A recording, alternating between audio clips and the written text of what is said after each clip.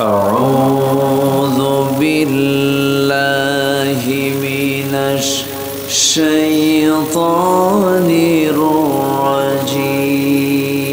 الرجيم بسم الله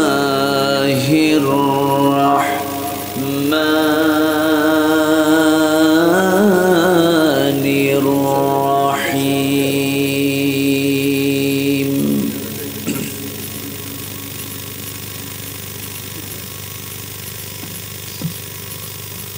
إنما المؤمنون الذين آمنوا بالله ورسوله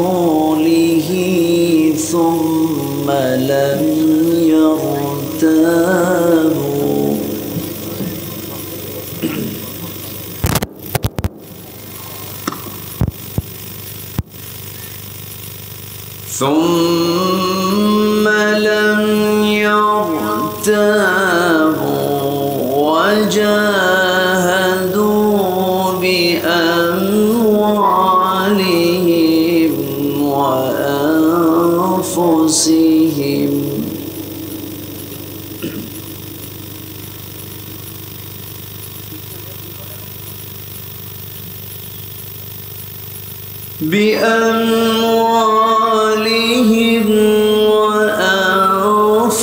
وأنفسهم في سبيل الله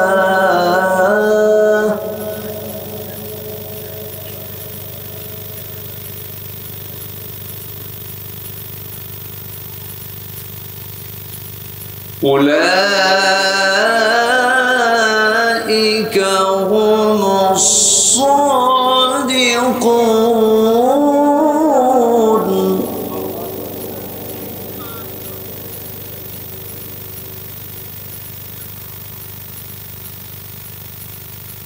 قل أتعلمون الله بدينكم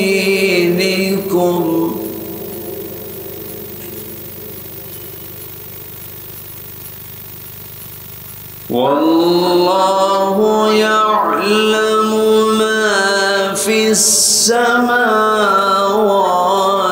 وما في الأرض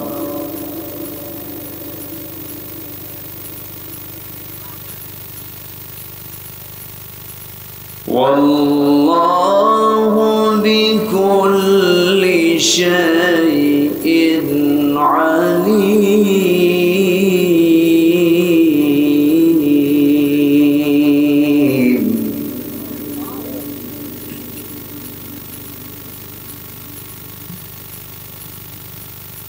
الله أكبر بسم الله الرحمن الرحيم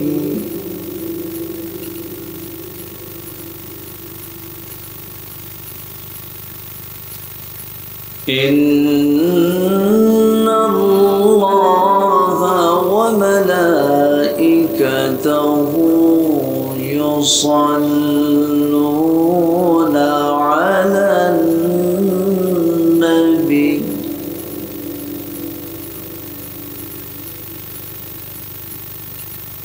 يا أيها الذين آمنوا صلوا عليه وسلموا تسليما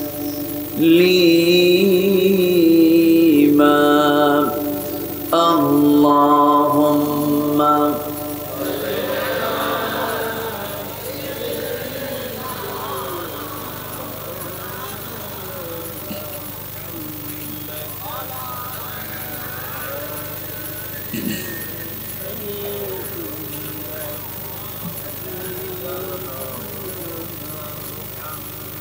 একটু মোহাব্বত দিয়ে নবীর প্রেমে মাতোয়ারা হয়ে জবান খুলে আওয়াজ দিয়ে সবাই বলুন আল্লাহুম্মা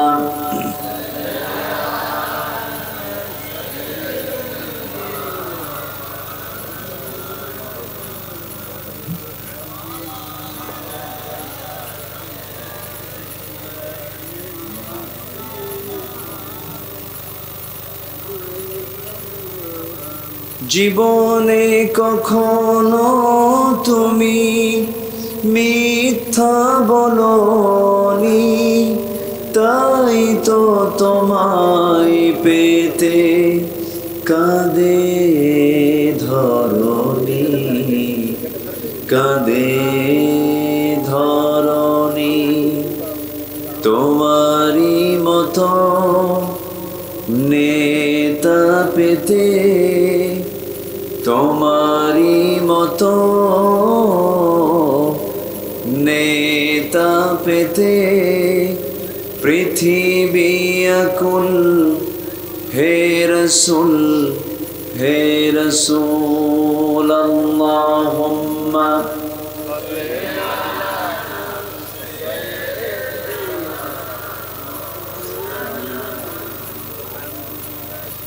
وعلى آله।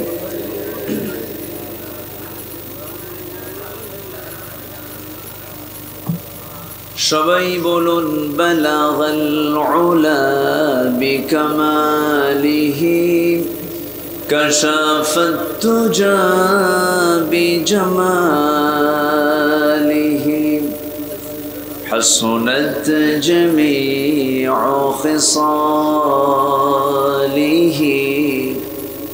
صلوا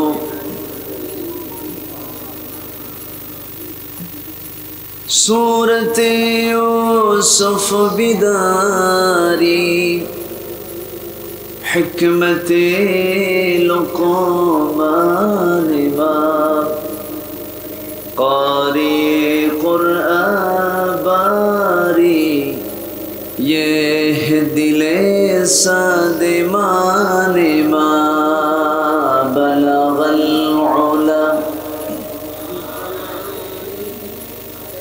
كشف الدجى بجماله، حسنت جميع خصاله۔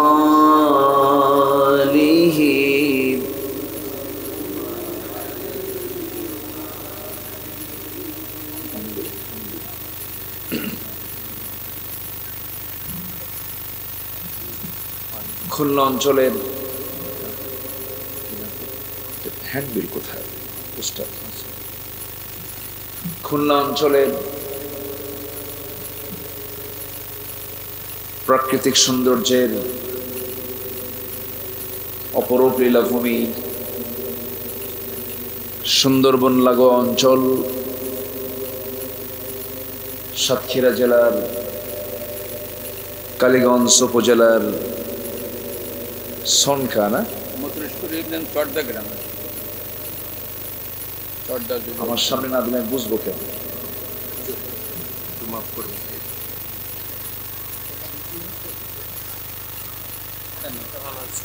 এটা আরো ভালো আছে। আজকের এই মহৎ আয়োজন, চতুর্থ বার্ষিকী তাফসীরুল কুরআন মাহফিল 2024, গ্রীষ্মের এই খড়তাপে, এই প্রতিকূল বৈরী আবহাওয়ার মাঝে অনুষ্ঠিত আজকের এই তাফসীর মাহফিলের সম্মানিত সুযোগ্য সভাপতি, জাতির শ্রেষ্ঠ সন্তান, মথুরেশপুর ইউনিয়নের মাননীয় চেয়ারম্যান মহোদয়, বীর মুক্তিযোদ্ধা জনাব ডেপুটি কমান্ডার আব্দুল হাকিম, আজকের মাহফিলের বরেণ্য প্রধান অতিথি মাননীয় সংসদ, কথা বলেছেন নন্দিত আলেমে দ্বীন জনাব মাওলানা আফসার উদ্দিন সিদ্দিকী, মাওলানা জামাত আলী, উপস্থিত হাজরাত উলামায়ে কেরাম, ফদলায়ে ইজাম, সুশীল সমাজ, জাতির শ্রেষ্ঠ সন্তান, শিক্ষক মণ্ডলী, নাগরিক তৈরির কারিগর, হাজরাত উলামায়ে কেরাম, ফদলয়জান সুশীল সমাজ, আমার আজকের মাহফিলের প্রধান আকর্ষণ, যাদেরকে নিয়ে আজকের এই সাজানো গোছানো বর্ণাঢ্য আয়োজন, কালিমার ঝান্ডাবাহী, তাওহীদের পতাকাবাহী, দ্বীন ইসলামের নরশারদুল বীর মুজাহিদ, প্রাণ প্রিয় সম্মানিত দ্বীনী ভাইরা, আড়ালে বসে আছেন শ্রদ্ধেয়া সম্মানিতা মা বোনেরা। আলোচনার সূচনায় আনুষ্ঠানিকতার মধ্য দিয়ে আমার পক্ষ থেকে আবারও দিল খোলা সালাম, আসসালামু আলাইকুম ওয়া রাহমাতুল্লাহি ওয়া বারাকাতুহু। সালামের জবাব একটু দুর্বল মনে হলো, ক্লান্ত ক্লান্ত মনে হলো। আসসালামু আলাইকুম ওয়া রাহমাতুল্লাহ। সবাই কেমন আছেন? আমাকে উল্টো প্রশ্ন করে ফেললেন। আল্লাহ তাআলা আমাকে আপনার মতোই রেখেছেন, বলছি আলহামদুলিল্লাহ। সম্মানিত উপস্থিতি, সারাদিনের সকল কাজকর্মের ব্যস্ততা সবার ছিল। সে ব্যস্ততা সেরে ঘর্মাক্ত দেহ নিয়ে ক্লান্ত শ্রান্ত দেহটাকে স্বস্তি দেওয়ার জন্য যখন ধীরে ধীরে বিছানার দিকে চলে যাবার কথা, ঠিক সেই মুহূর্তে আমরা বসে আছি কোরআনের টানে জান্নাতের বাগানে। যিনি আমাকে আপনাকে এমন সুন্দর আয়োজনে শামিল হওয়ার সুযোগ দিলেন, শুকরিয়া আদায় করছি, মুহাব্বাতান বলে উঠছি আলহামদুলিল্লাহ। আবারও বলছি আলহামদুলিল্লাহ। চিৎকার মেরে বলছি আল্লাহুম্মা ইন্নী আসআলুকা আল হুদা ওয়াত তুকা ওয়াল আফাফা ওয়াল গিনা। সবাই বলি আল্লাহুম্মা লাকা আসলামতু ওয়া বিকা আমানতু ওয়া আলাইকা তাওয়াক্কালতু ওয়া ইলাইকা আনাবতু। সবাই চিৎকার মেরে বলি আল্লাহুম্মা আইন্নি আলা যিকরিকা ওয়া শুকরিকা ওয়া হুসনি ইবাদাতিকা। আমরা আল্লাহ তাআলার শুকর আদায় করে নিলাম। সম্মানিত ভাই সব, আমি শুনেছি আজকের মাহফিলে মা বোনও অনেক এসেছেন।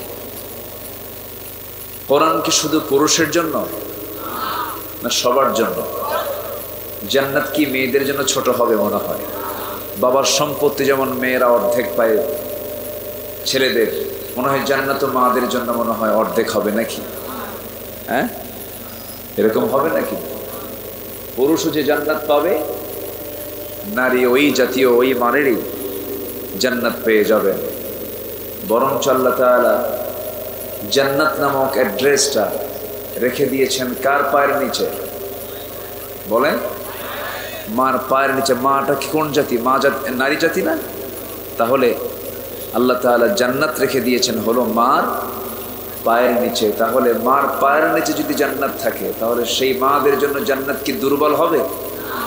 তাহলে মাদেরও দিন বোঝার দরকার আছে না নেই? আছে। সম্মানিত মা বোনরা যারা আসছেন, আপনারাও শুনবেন কথাগুলো। আমার আগের মেহমান, তিনি পিতামাতা নিয়ে কিছু কথা বলেছেন। তার আগের মেহমান, তিনিও গুরুত্বপূর্ণ আলোচনা করেছেন। আমি শেষ ক্লাসে এসেছি কিছু কথা বলার জন্য। আমাকে সময় দেওয়া যাবে তো নাকি? সবাইকে শেষ পর্যন্ত থাকতে রাজি আছেন? আল্লাহ কবুল করুন। জোরে বলি আমিন, আরো জোরে আমিন। কি সমস্যা জানি? সম্মানিত ভাইয়েরা, আমরা যে কিতাবের আলোচনা শুনতে এসেছি, এই কিতাবকে নিয়েই তো এই মাহফিলের এই আয়োজন। সেই কিতাবের নাম হলো আল কোরআন, আল কোরআন আল করিম, যে কিতাবটা আল্লাহ রাব্বুল আলামিন লৌহে মাহফুজে সংরক্ষণ করেছিলেন। লৌহে মাহফুজে সংরক্ষিত, ফি লৌহে মাহফুজ, সেই লৌহে মাহফুজে থাকা সেই কোরআনকে আল্লাহ তাআলা দুনিয়াতে পাঠিয়েছেন। দীর্ঘ 23 বছরে একজন মহামানবের উপরে নাজিল হয়েছে। তিনি আর কেউ নন, আমাদের খুবই প্রিয়, যাকে সব জায়গায় লাগবে, জীবনে, মরণে, হায়াতে, মৌতে, কবরে, মিজানে, পুলসিরাতে, হাসরে, সব জায়গায় যাকে লাগবে তিনি হচ্ছেন মুহাম্মদুর রাসূলুল্লাহ সাল্লাল্লাহু আলাইহি ওয়াসাল্লাম। তার উপরে এই কোরআন নাজিল হয়েছে। দীর্ঘ 23 বছরে দুটো জায়গায় নাজিল হয়েছে, একটা হলো মক্কা, আরেকটা কোথায় বলেন? আমার নবীজির কবর কোথায়? মদিনা। জন্ম কোথায়? মক্কা। সমস্যা আমার মুখে নিতে হবে? আর না, আমি তো ঠিক আছে, আমাকে বলেন মুখে নিতে হবে, ওটা থাক। হ্যাঁ, মুখে কি মুখের মধ্যে নেব না কোথায় নেব বলেন?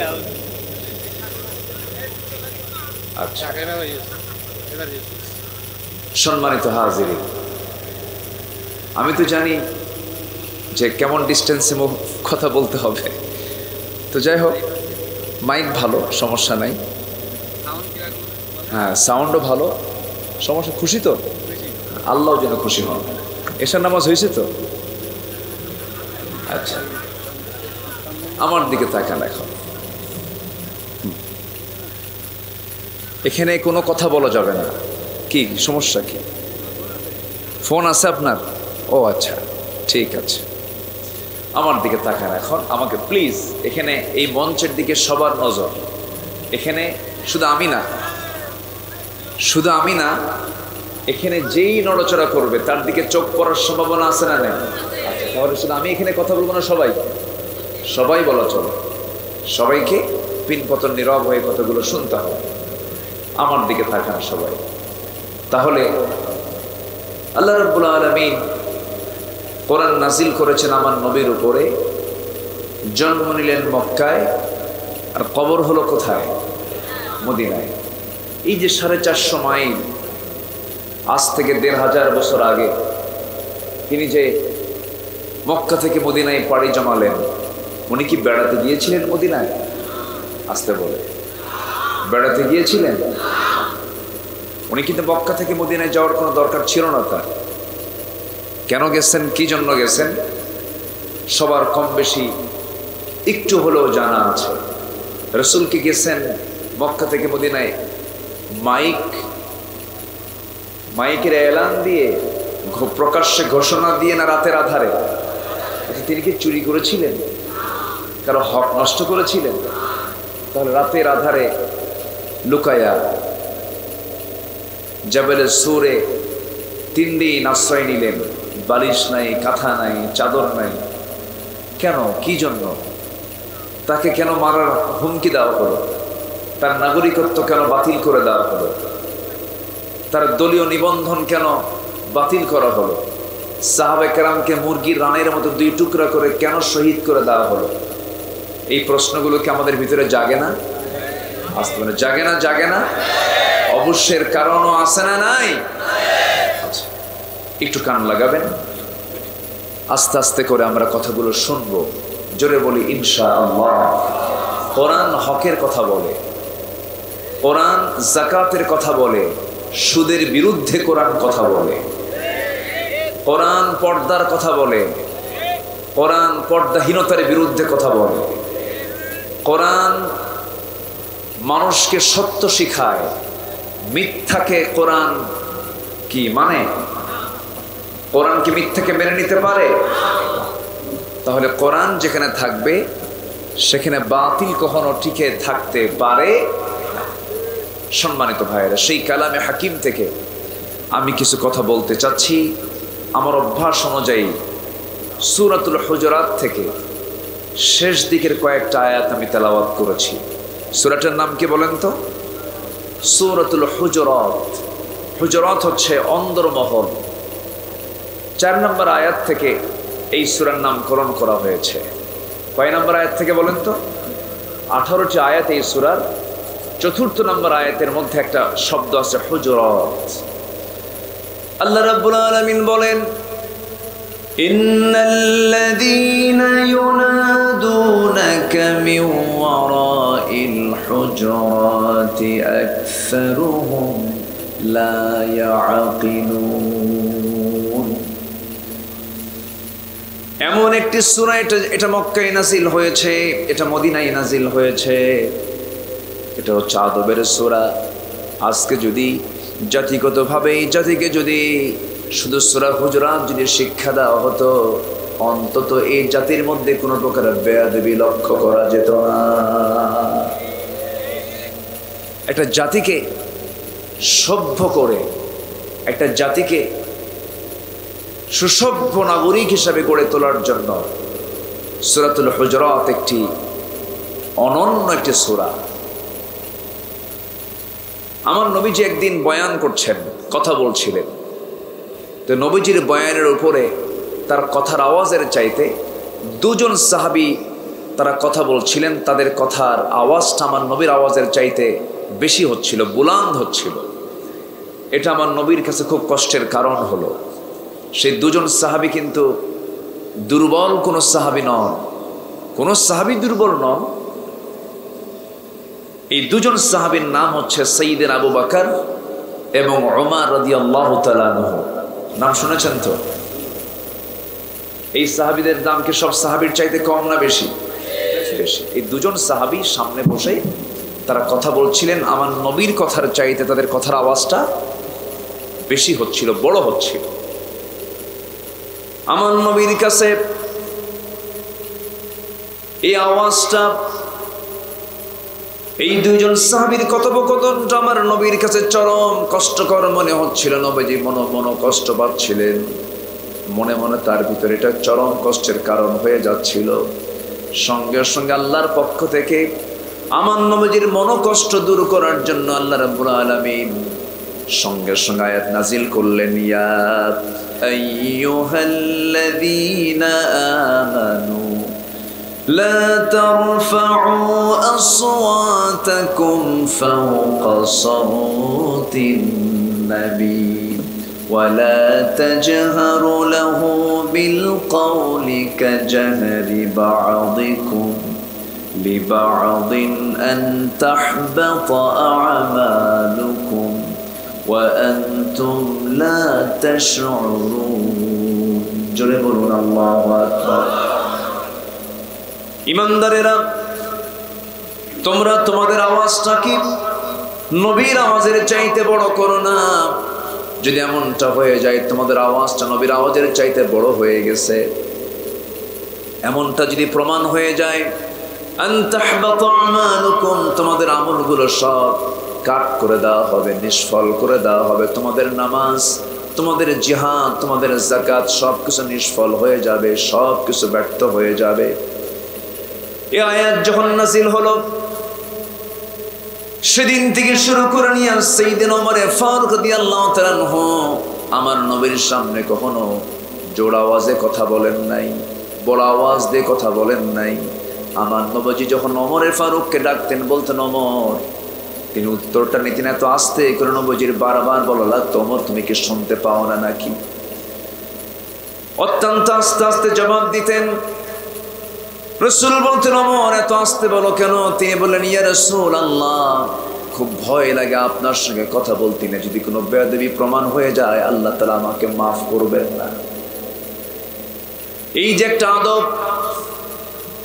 নেতার সামনে কর্মী কেমন করে কথা বলবি, ইমামের সাথে মুসল্লি কেমন করে কথা বলবে, মুরব্বির সঙ্গে যুবকরা কেমন করে কথা বলবে, বাবার সাথে সন্তান কেমন করে কথা বলবে, মার সাথে মেয়ে কেমন করে কথা বলবে, প্রতিবেশীর সাথে প্রতিবেশীর কথা কেমন করে হবে, এই যে বড় ছোট শ্রদ্ধা স্নেহের সমস্ত কিছু ওই বান্দার মধ্যে তখনই জাগ্রত হবে যখন বান্দাটা সূরা হুজুরাতটা নিয়মিত পড়তে থাকবে।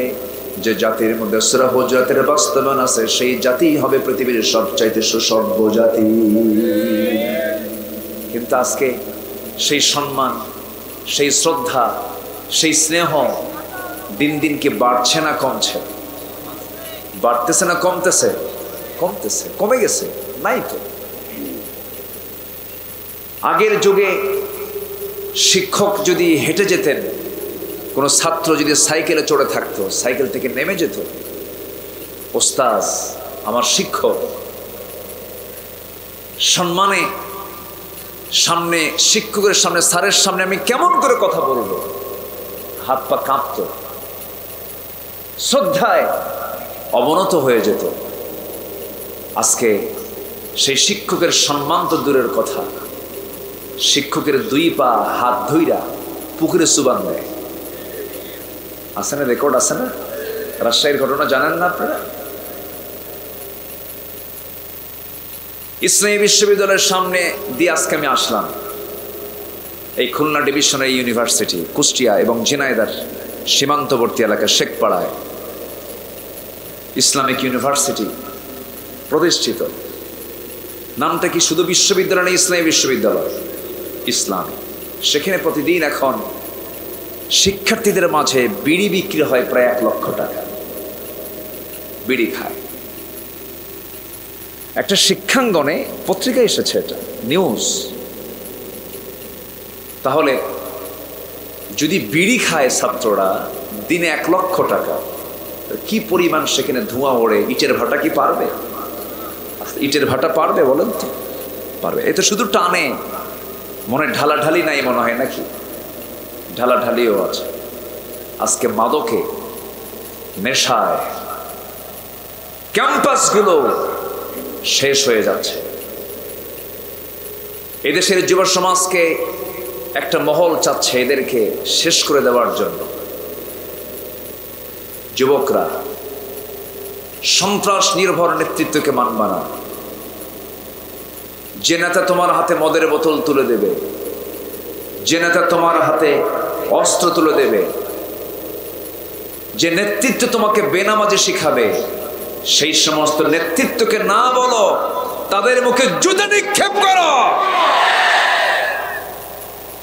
এখনো সময় আছে, ফিরে আসো, স্নেহ করা শিখো, শ্রদ্ধা করা শিখো। একটা জাতি তখনই ধ্বংস হয়ে যায় যখন জাতির মধ্যে স্নেহ আর শ্রদ্ধা হারিয়ে যায়। আজকে কেউ কাউকে দাম দেয় না, জানেন? শ্রমিকের সাথে মালিকের সম্পর্ক ভালো না, মালিকের সাথে শ্রমিকের সম্পর্ক ভালো না। কেউ কাউকে দাম দিতে চায় না। মেম্বার চেয়ারম্যানকে থাপড়ায়, আছে আছে না? আছে।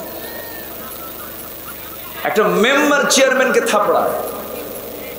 আমি কিন্তু বাস্তব চিত্র বলছি, গোটা দেশের কথা বলছি। গ্রামের একটা মুরব্বীকে, সন্তান তুল্য গ্রামের মুরব্বীকে থাপড়ায়া রক্তাক্ত করে দেয়। আছে না নাই? কেন? কেন হবে এই চিত্র? এই চিত্র কেন হবে? এটার মূল কারণ হলো আমরা কোরআনের শিক্ষা থেকে কাছে না দূরে। আসতে বলবেন না, কাছে না দূরে। তাহলে আজকের যে শিক্ষিত আমরা, এর চাইতে আমার দাদার যুগই ভালো ছিল। আমার দাদার যুগই ভালো ছিল।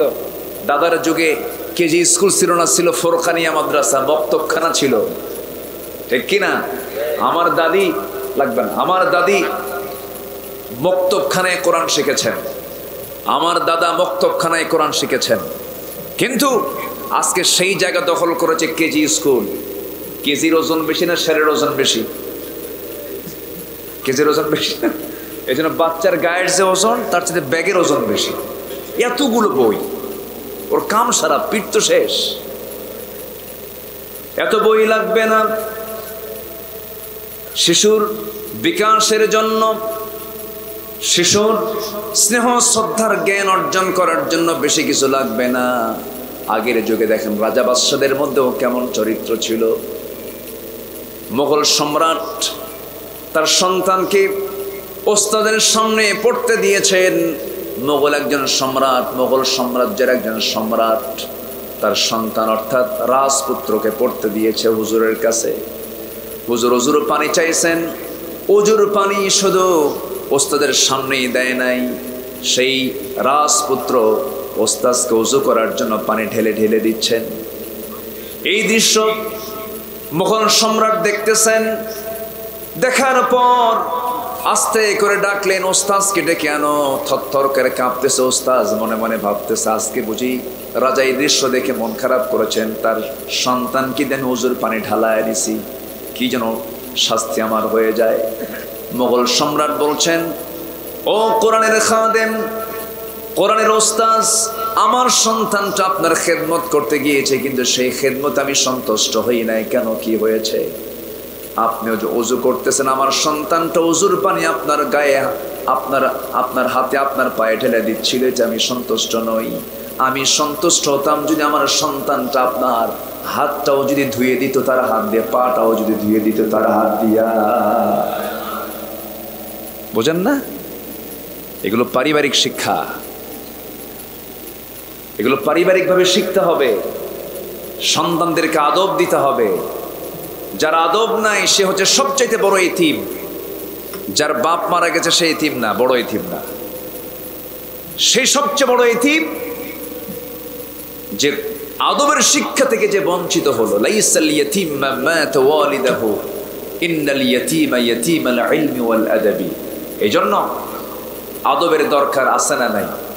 আসতে বলবেন না, আছে না নাই? আমি কোন সূরা থেকে কথা বলছি বলেন তো? সূরাতুল হুজুরাত।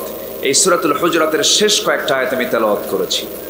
আল্লাহ তাআলা এই সূরার ভিতরে বান্দাকে বলছেন, বান্দা আমি তোকে আমার দফতর থেকে সার্টিফিকেট দেব, তুই যে সত্যবাদী, আমার দফতর তোকে বলে দেবে তুই সত্যবাদী। এই সার্টিফিকেট নিয়ে তুই বান্দা জান্নাতে চলে যাবে। যেরকম সুবহানাল্লাহ। কিছু কাজ আছে যে কাজ করলে পরে সার্টিফিকেট কে দিবেন? আসতে বলে কে সার্টিফিকেট দিবেন? চারিত্রিক সনদ কে দিবেন? আল্লাহ দিবেন। চেয়ারম্যান সাহেবদের কাছে গেলেও কিন্তু চারিত্রিক সনদ দেওয়া হয়। যে গাঁজা খায় তারে দেওয়া হয়, বাধ্য হন চেয়ারম্যানরা, দিতে হবে, না দিলে সমস্যা, অসুবিধা, দিতে হবে। কিন্তু আল্লাহ বলছেন, বান্দা তুই আমার কাছে 3টা কাজ করে আসবি, আমি নিজে আমার দফতর থেকে তোকে চারিত্রিক সনদ দেবো। যা, জোরে বলে সুবহানাল্লাহ।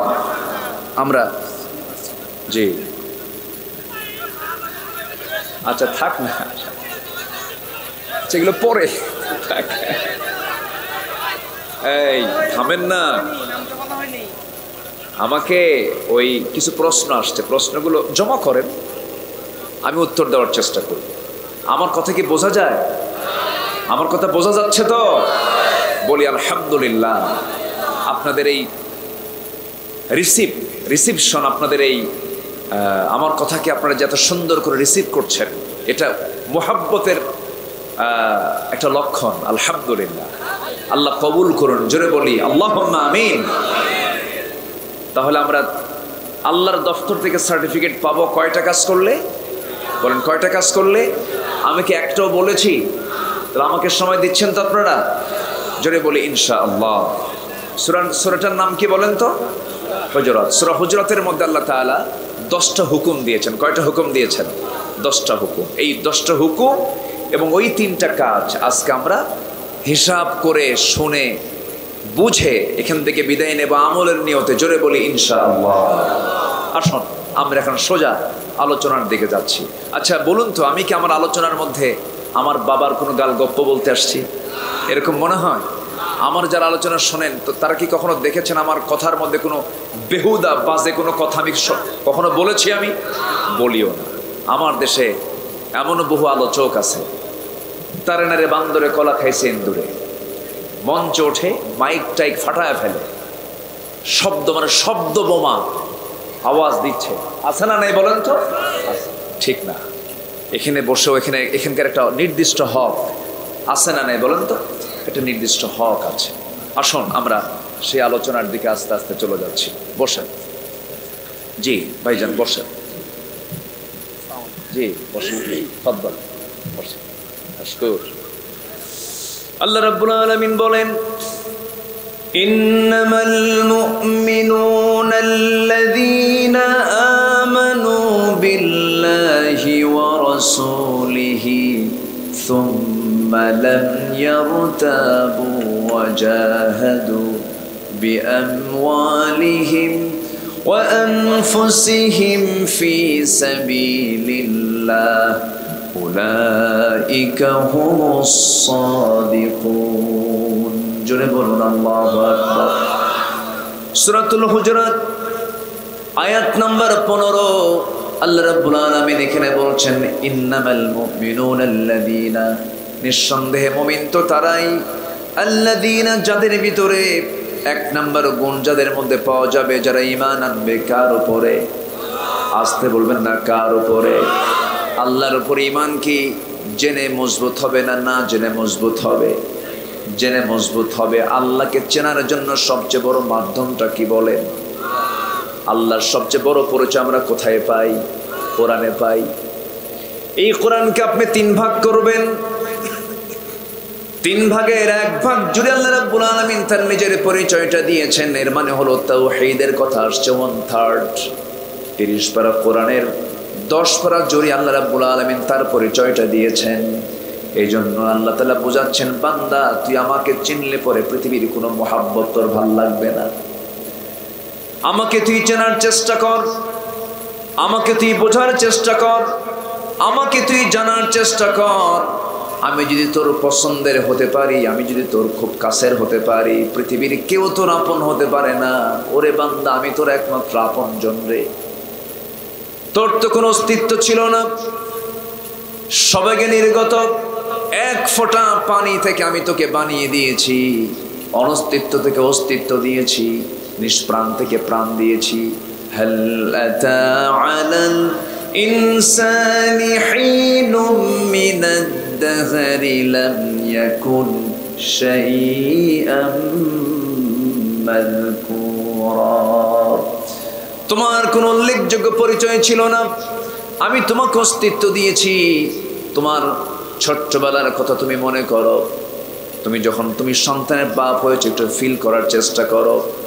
এত অসহায় তুমি ছিলে, 1 ফোঁটা নাপাক পানিকে সক্রিয় করে সেটাকে জমাট রক্ত করেছি, গোশতের টুকরা করেছি, আজমা করেছি, ফাকাসাউনাল ইযাম লাহমা, গোশতের টুকরা বানায় দিয়েছি।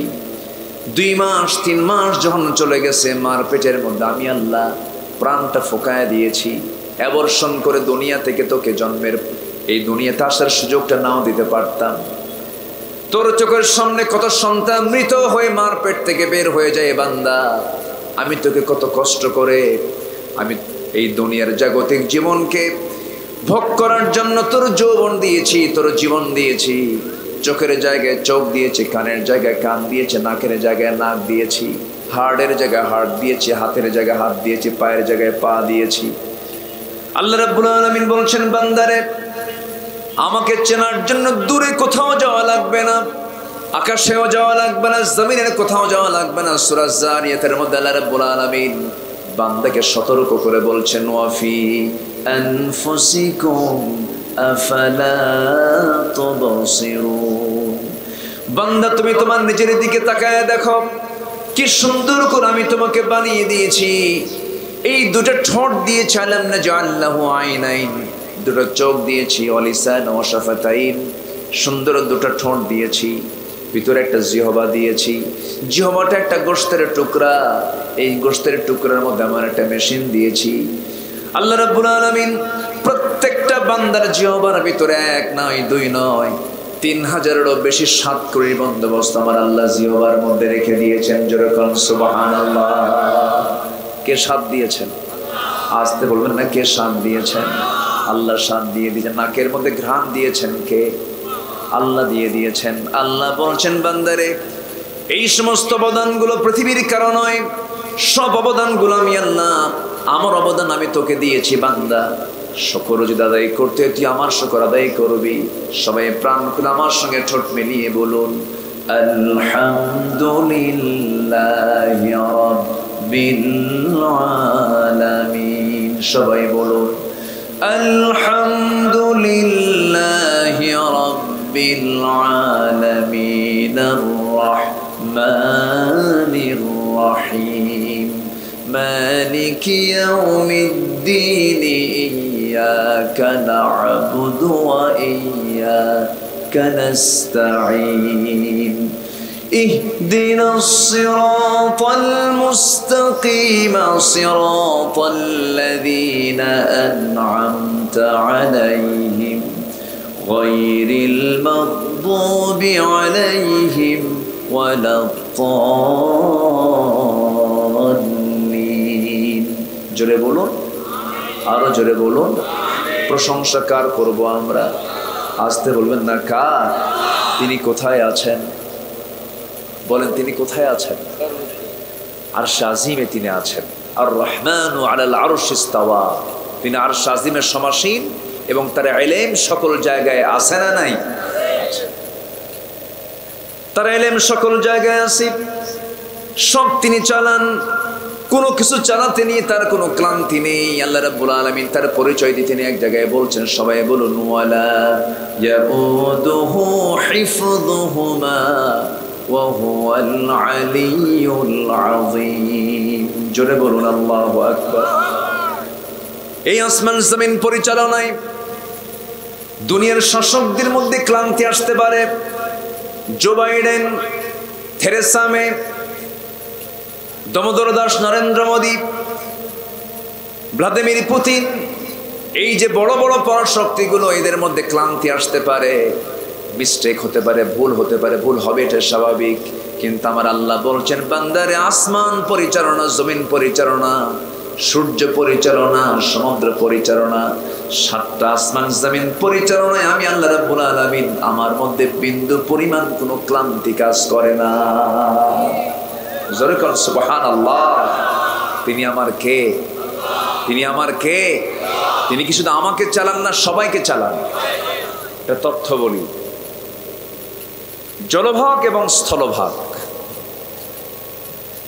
এই গোটা পৃথিবীতে যত প্রাণী আছে যত প্রাণ আছে এই সমস্ত প্রাণীর মধ্যে সবচেয়ে বড় প্রাণী হলো স্থলভাগের না জলভাগের জলভাগের এবং প্রাণীও বেশি স্থলভাগে না জলভাগে পানিও বেশি কিবার পানির পরিমাণও কি স্থলভাগের চাইতে কম না বেশি বেশি প্রাণীও বেশি জলভাগে জলভাগের ভিতরে একটা প্রাণী আছে সবচাইতে বড় ওজনের সেটা হচ্ছে নীল তিমি এই নীল তিমির হাড়ের ওজন হলো প্রায় 600 কেজি কেউ তো সুবহানাল্লাহ বলবেন না হাড়ের ওজন কত কেজি 600 কেজি এই যখন হৃদস্পন্দিত তার যখন হৃদস্পন্দন হয় হার্টবিট যখন হয় এই হৃদস্পন্দনের আওয়াজটা 4 থেকে 5 মাইল দূর থেকে শোনা যায় যে তিমির হৃদস্পন্দন হচ্ছে কেউ তো সুবহানাল্লাহ বললেন না 600 কেজি ওজন যদি তার হার্টের হয় তাহলে তার গায়ের ওজন কত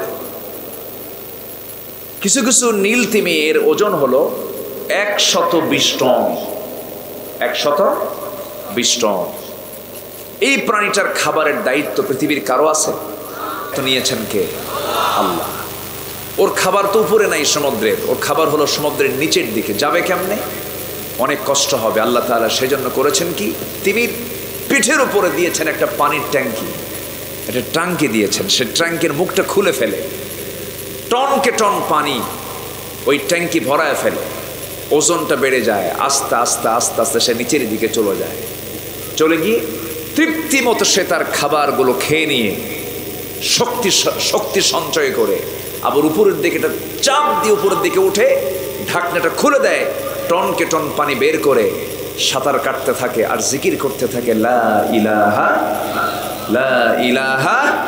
ইল্লাল্লাহ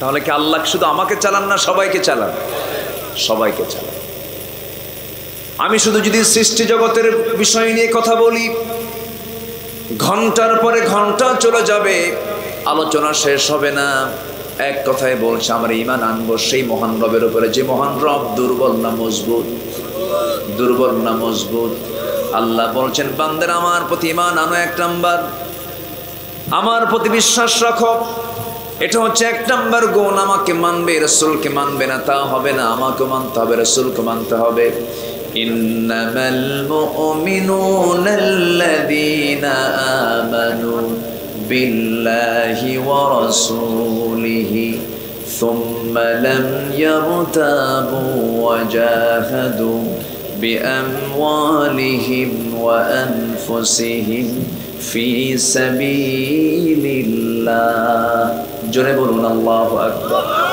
একটু দূরে দাও একটু দূরে জি একটু পিছনে যান ওই যে মানুষ বসে আছে জি না সমস্যা নেই বসেন আলহামদুলিল্লাহ জি আলহামদুলিল্লাহ আমরা উপজেলা চেয়ারম্যান মহোদয়কে পেয়েছি স্থানীয় চেয়ারম্যান মহোদয়কে পেয়েছি ভাইস চেয়ারম্যান সব কোথায় মাশাআল্লাহ তাহলে তো কেউ বাদ নাই আর অনেক সুন্দর তো সবাই তো চেয়ারম্যান আমি তো আমার তো আসল চেয়ার না এটা আমি তো চেয়ারম্যান না আসলে ওনারই মূল চেয়ারম্যান একজন সব তো চেয়ারম্যান আমি চেয়ারের লোক তারা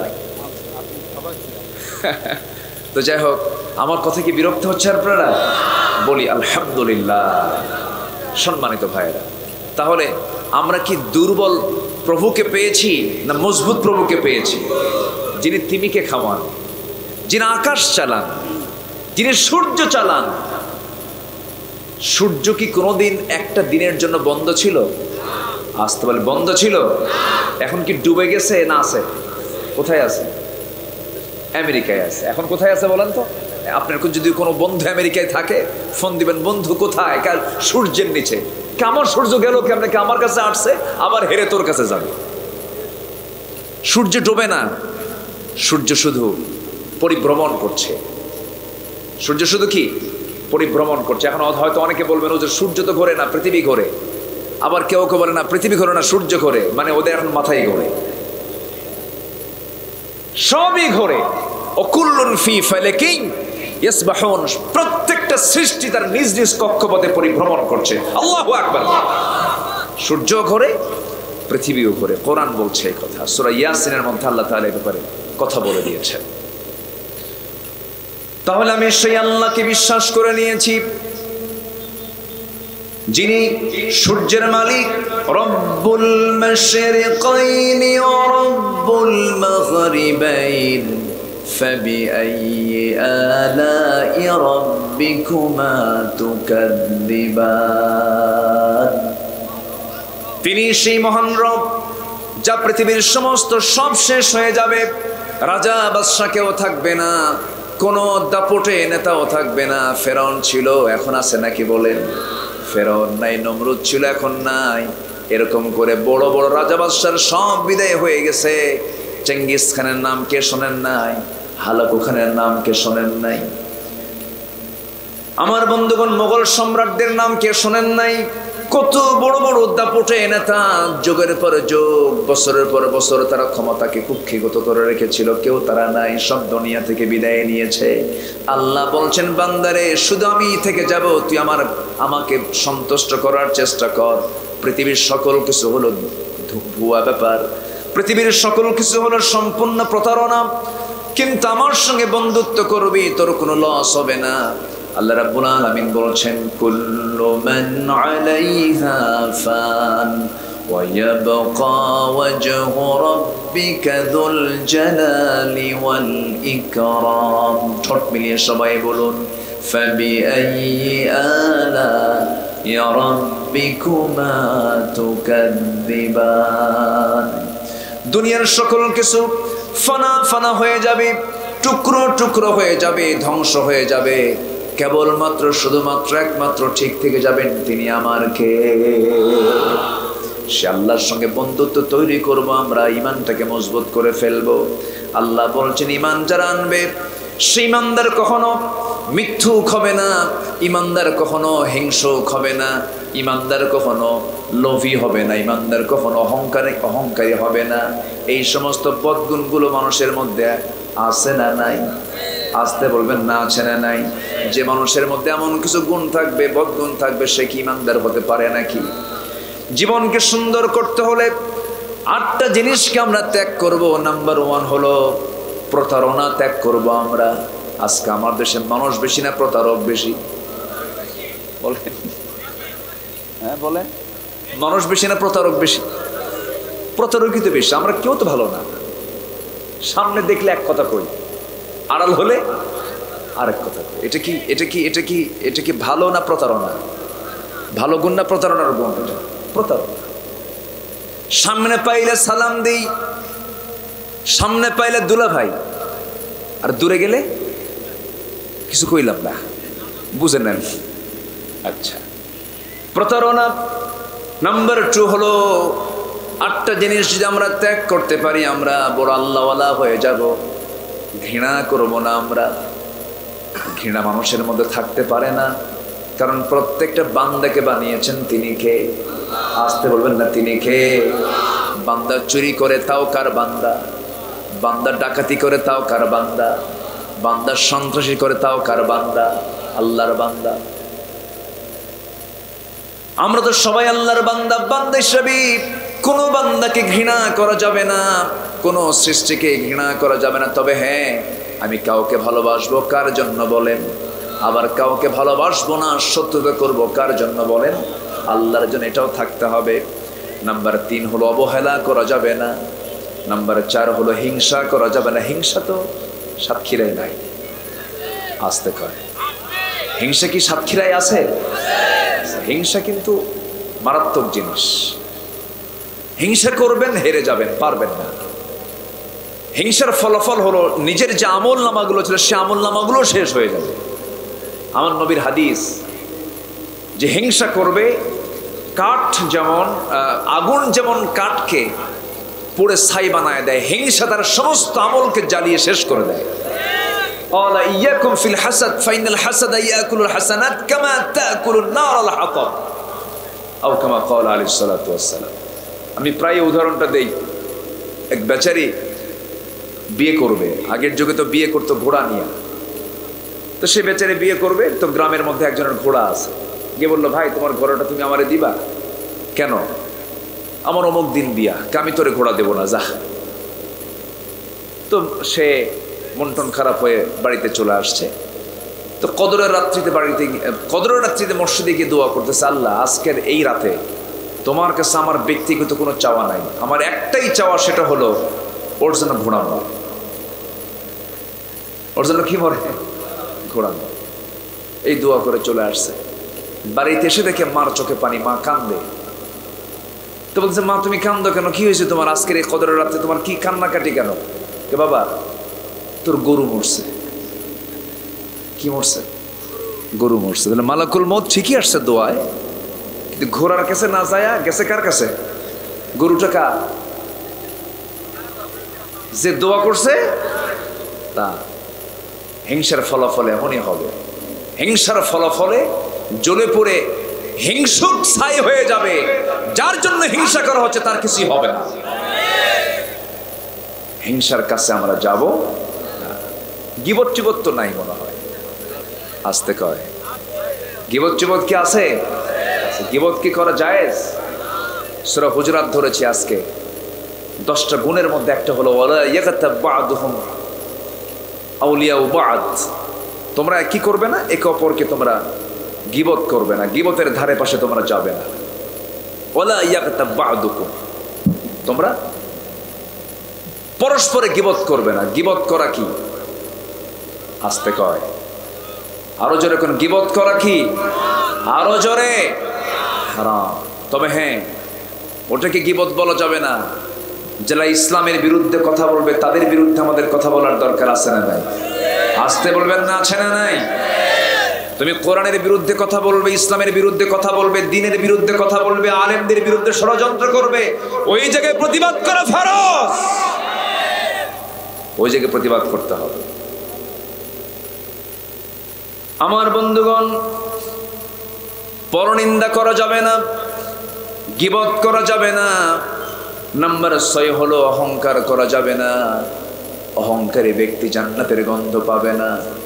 নাম্বার 7 হলো লোভ করা যাবে না। অবৈধ লোভ ইসলামের সম্পূর্ণ হারাম।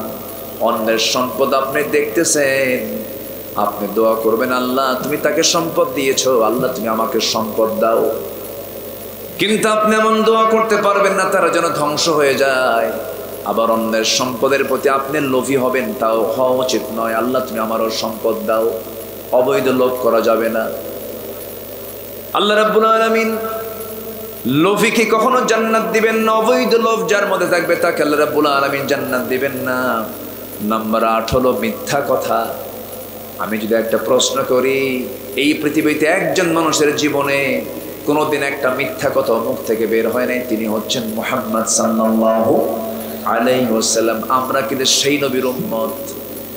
সেই নবীর উম্মত হওয়ার পরেও আমি যদি বলি, জাতিগতভাবে যদি প্রশ্ন করা হয় কোন জাতি সবচেয়ে বেশি মিথ্যা কথা বলে, আপনি আমেরিকা যাবেন, ইউরোপে যাবেন, তাদের ঈমান নাই। তারা খ্রিস্টান হতে পারে, তারা অন্য ধর্মের হতে পারে, কিন্তু তারা সহজে মিথ্যা কথা বলে না।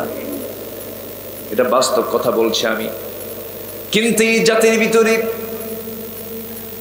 এই বাংলাদেশের 64 জেলা তো আমার একটু কম বেশি ভাঙ্গাচোরা ঘোরাফেরা আছে। জাতিগতভাবে আমার দেশের মুসলমানগুলো সত্য কথা বেশি বলে না, মিথ্যা কথা বেশি বলে। মিথ্যা কথা বেশি বলে। যত সাক্ষীগুলো আদালতে গিয়ে সাক্ষী দেয়, অধিকাংশ হলো সত্যবাদী না মিথ্যাবাদী। মিথ্যাবাদী। এই সমস্ত গুণ কোনো বান্দার মধ্যে অর্জিত হলে পারে সেই জীবনটা সুন্দর হয় না, সাজানো হতে পারে না। সাজানো জীবন অর্জন করার জন্য এই 8টা বদগুণ আমরা ছেড়ে দেব, ইমানটা মজবুত হয়ে যাবে। আর ইমানদার যখন ইমান আনবে, ইমানদারের ভিতরে এই সমস্ত বদগুণগুলো কখনো আনা যাবে না। আল্লাহ রাব্বুল আলামিন সেই জন্য বলছেন 3টা গুণ তুমি অর্জন করো। 1 নম্বর গুণ হলো ইন্নামাল মুমিনুনাল্লাযীনা আমানু বিল্লাহি ওয়া রাসূলিহি। ঈমান তো তুমি আমার উপরে আনবে, আমি আল্লাহ আমার উপরে আনবে। রাসূলকে বাদ দেওয়া যাবে না। রাসূলের প্রতিও তোমার ঈমান আনতে হবে। নবীর প্রতি মহব্বত রাখতে হবে, নবীর প্রতি ভালোবাসা রাখতে হবে, নবীর প্রতি আনুগত্য রাখতে হবে। রাসূলকে তুমি আংশিক মানবে, আংশিক মানবে না তা হবে না। রাসূলকে মানতে গেলে পুরোপুরি তাকে মানতে হবে। আল্লাহ রাব্বুল আলামিন কত রাসূলকে কত গুরুত্ব দিয়ে একটা আয়াতের মধ্যে বলে দিয়েছেন, হে রাসূল আপনি জানিয়ে দেন আমাকে বান্দা সহজে পাবে না। বান্দা যদি আমাকে পেতে চায় শর্ত আছে, ইন কুনতুম তুহিব্বুনাল্লাহা ফাত্তাবিউনি ইউহিব্বুকুমুল্লাহু ওয়া ইয়াগফির লাকুম যুনুবাকুম ওয়াল্লাহু গফুরুর রহিম। জোরে বলুন আল্লাহু আকবার। কি মুহাম্মদ সে ওয়াফা तूने तू हम तेरे है, ये है जहाँ चीज है किया लौह कलम तेरे है। মোহাম্মদকে যদি ভালোবাসো, ভালোবাসা পাবে আমার। লৌহ কলম লুভিবে তোমরা, মাটির পৃথিবী সেখন ছাড়। নবীর আনুগত্য করবে, নবীকে ভালোবাসবে, দুনিয়াও পাবে তুমি, আখিরাতও পেয়ে যাবে। জোরে বলি সুবহানাল্লাহ। আমার বন্ধুগণ, আমি যদি একটা বিষয়ে প্রশ্ন করি, আমার মনে হয় 1 নম্বর প্রশ্নের জবাব এটাই হবে, এই পৃথিবীতে আল্লাহর পয়গম্বররা হচ্ছে পৃথিবীর সবচাইতে 1 নম্বর বান্দা, আল্লাহর কাছে তারা পছন্দের বান্দা। নবীর পরে যদি কারো স্থান হয় সেটা হলো সাহাবে কেরাম। সাহাবে কেরামকে আল্লাহ রাব্বুল আলামিন যে মর্যাদা দিয়েছেন, এই মর্যাদা দেওয়ার যতগুলো কারণ আছে এর মধ্যে অন্যতম একটা কারণ হলো, 1 নম্বর কারণ হলো প্রত্যেক সাহাবীরা রাসূলকে, প্রত্যেক সাহাবীরা তাদের রাসূলকে জীবনের চাইতে কম ভালোবেসেছেন না বেশি ভালোবেসেছেন? বেশি ভালোবেসেছেন। এই জন্য তাদের মর্যাদা সবচাইতে বেশি। আমার বন্ধুগণ, এই জন্য আল্লাহ তাআলা বলছেন, ইমানদার তুমি ঈমান এনেছো আমার উপরে, শুধু আমার উপর ঈমান আনলে হবে না, নবীর প্রতিও তোমার ঈমান আনতে হবে, মহব্বত রাখতে হবে। আমার বন্ধুগণ, একজন সাহাবীর কথা আমি বলি, যে সাহাবীর চাইতে, যে ব্যক্তির চাইতে পৃথিবীতে কিয়ামত পর্যন্ত আর এমন ভালো মানুষ পৃথিবীতে আসবে না, তিনি হচ্ছেন সাইয়েদনা আবু বকর সিদ্দিক রাদিয়াল্লাহু তাআলা আনহু। রাসূল তাকে প্রশ্ন করলেন, আবু বকর তোমার কাছে 3টে জিনিস প্রিয়, কি কি বলো তো? রাসূল আগে তার নিজেরটা বললেন, ও আমার সাহাবীরা, আমার কাছে 3টে জিনিস প্রিয়। নাম্বার 1 হলো চক্ষু শীতলকারী নামাজ, নাম্বার 2 হলো সুগন্ধি, নাম্বার 3 হলো মা জাতি আমার কাছে প্রিয়। আবু বকর তোমার কাছে 3টে জিনিস প্রিয়, কি কি বলো? তিনি বলছেন, আন-নাজরু ইলাইকা, 1 নাম্বার প্রিয় হলো আপনার দিকে চেয়ে চেয়ে থেকে, আপনার দিকে তাকায় থাকা। ও ওয়াল জুলুস বাইনা ইয়াদাই, আপনার সামনে বসে থাকা, ওয়াল ইনফাকু মালি আলাই, আপনার জন্য আমার সমস্ত সম্পত্তিগুলো খরচ করে ফেলা। তিনটা জিনিস প্রিয়, সব কাকে ঘিরে? রাসূলকে ঘিরে। এই সাহাবীর দাম এমনি এমনি হয় নাই। আমি যতটুকু ভাঙ্গাচোরা গবেষণা করেছি, কেন সাহাবায়ে কেরামকে সবচাইতে বেশি দামি বলা হলো, এর অন্যতম কারণ হলো তাদের ঈমানটা ছিল মজবুত, এবং মজবুতের জন্য যে সবচেয়ে বড় ঈমানের দিক হচ্ছে রাসূলকে ভালোবাসা, রাসূলের আনুগত্য করা। আমার বন্ধুগণ, আবার ভালোবাসলাম, আনুগত্য করলাম না, কোনো দাম নাই। যার মধ্যে আনুগত্য থাকবে তার মধ্যে ভালোবাসা থাকবে। ভালোবাসার মধ্যে শুধু ভালোবাসার মধ্যে আনুগত্য থাকবে না, তার বড় প্রমাণ হলো আমার নবীর জীবনে একজন ব্যক্তি এসেছিলেন, লোকটা যদিও কাফের, লোকটা যদিও বেঈমান, কিন্তু সারা জীবন নবীর পক্ষে কথা বলেছেন, নবীর পক্ষে কাজ করেছেন, নবীর জন্য জেল পর্যন্ত খেটেছেন। আমার নবীর জন্মের 6 মাস পূর্বে তার পিতা দুনিয়া থেকে বিদায় নিয়েছেন। জন্মের মাত্র 5 বছরের মাথায় মাটাও দুনিয়া থেকে বিদায় নিয়েছেন। জন্মের 7 বছরে বাপ তার আপন দাদা আব্দুল মুত্তালিব দুনিয়া থেকে বিদায় নিয়েছেন।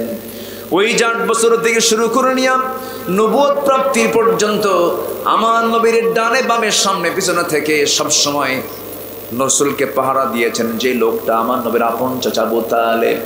রাসূলকে এত মহব্বত করেছেন, এত ভালোবেসেছেন, কিন্তু সেই লোকটা আবু তালেবের মতো মানুষটা রাসূলকে মহব্বত করার পরেও প্রশ্ন দিচ্ছে আপনাদেরকে, আবু তালেব জান্নাতি না জাহান্নামী? জান্নাতি না জাহান্নামী? কি নাই বলেন, কি নাই? মহব্বত আছে কিন্তু আনুগত্য, মহব্বত আছে কিন্তু ঈমান নাই। তাহলে 1 নম্বর পুঁজি আমাদের কি আনা?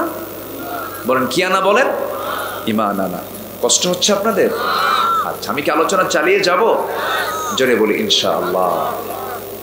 আমার বন্ধুগণ, এই আবু তালেব কি করে নাই? নবীকে বাঁচাতে গিয়ে শিব আবু তালিব আমার নবীকে রক্ষা করতে গিয়ে বয়কট পর্যন্ত খেটেছেন। নবীর সঙ্গে 3.5 বছর জেল পর্যন্ত খেটেছেন। রাসূল যখন নবুয়তের ঘোষণা দিয়ে দিয়েছেন, আমার নবীজি বললেন, চাচা আমি আল্লাহর পয়গম্বর। আবু তালেব বলে ফেলেন, মুহাম্মাদের আমি জানি তোর মধ্যে নবুয়তের চরিত্র আছে, তুই আল্লাহর পয়গম্বর শতভাগ নিশ্চিত, কোনো সন্দেহ নাই। আমি আমার কলেজার টুকরা, আমার আদরের দুলাল 2টা সন্তান আলীকে তোর হাতে তুলে দিলাম, আমার জাফরকে তোমার হাতে তুলে দিলাম, তাদেরকে তুমি কালেমা পড়ায়া নাও। নিজের সন্তান 2টা ছেড়ে দিলেন। আবু তালেব কোনদিন রাসূলকে বাধা দিলেন না, দিনের প্রচার করতে লাগলেন, বরং আবু জেলরা খেপে যায়, রেগে যায়। সামনে আবু তালেব দাঁড়ায়া যান, না আমার ভাতিজিকে তোমরা কষ্ট দিতে পারবা না। কিন্তু আমার নবীজি কোনদিন জোর করে নিজের আপন চাচা আবু তালেবকে জোর করে বলেন নাই, চাচা আপনাকে কালেমা পড়তেই হবে। লা ইকরাহা ফিদ্দিন, দিন গ্রহণে কোনো জবরদস্তি করা যাবে না, কোনো প্রেশার ক্রিয়েট করেন নাই। শুধু আমার নবীজির নবুয়ত প্রাপ্তির কয়েক বছর পর যখন আবু তালেব অসুস্থ হয়ে পড়লেন, বিছানায় কাতরাচ্ছিলেন, নবীজি তার পাশে গিয়ে আস্তে করে বসলেন, চাচা আপনি আমার জন্য কি করেন নাই? আমার জন্য আপনি জেল খাটলেন, আমার জন্য আপনি কত কষ্ট করলেন, আপনি আমাকে বিয়ে দিলেন, আপনি আমাকে ব্যবসা বাণিজ্য শিখালেন, আপনি আমাকে ভাষা শিখালেন, এত কিছু আপনি আমার জীবনের স্মৃতি হয়ে আছেন।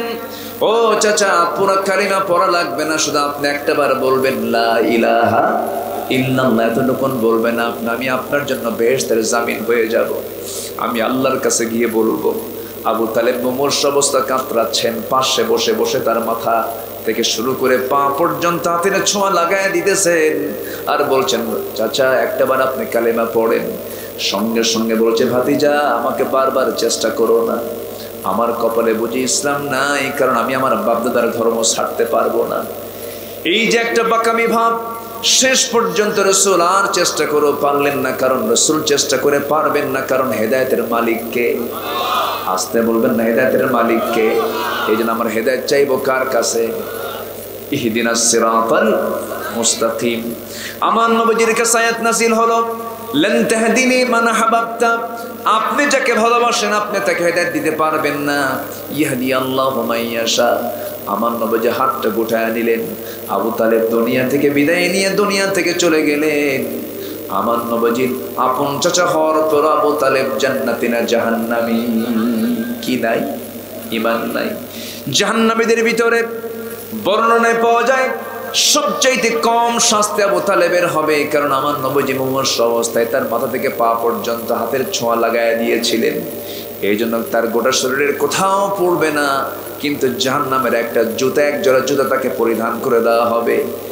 জাহান্নামের সেই জুতা পরিধান দেওয়া করার কারণে ওই জুতার পায়ের নিচ থেকে আগুনের লাভা বের হবে, সেখান থেকে আগুনের অ্যাকশন শুরু হয়ে যাবে, ব্রেন পর্যন্ত টকবক করবে। বলা হবে আবু তালেব, এই জাহান্নামীদের মধ্যে সবচেয়ে বেশি শাস্তি কার হচ্ছে? আবু তালেব বলে ফেলবেন, আমার সবচেয়ে বেশি শাস্তি দেওয়া হচ্ছে।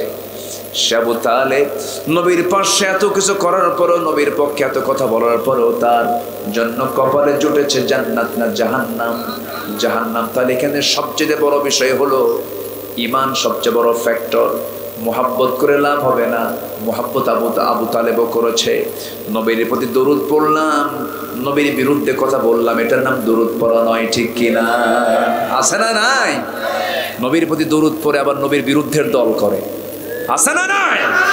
এগুলো প্রতারণা, এগুলো ভণ্ডামি, এগুলো। আমার বন্ধুগণ, অপর দিকে তাকায় দেখেন, নবীর জীবনে আরেকজন নারী এসেছিলেন। নবুয়ত প্রাপ্তির আগেই তিনি বিয়ে করেছিলেন।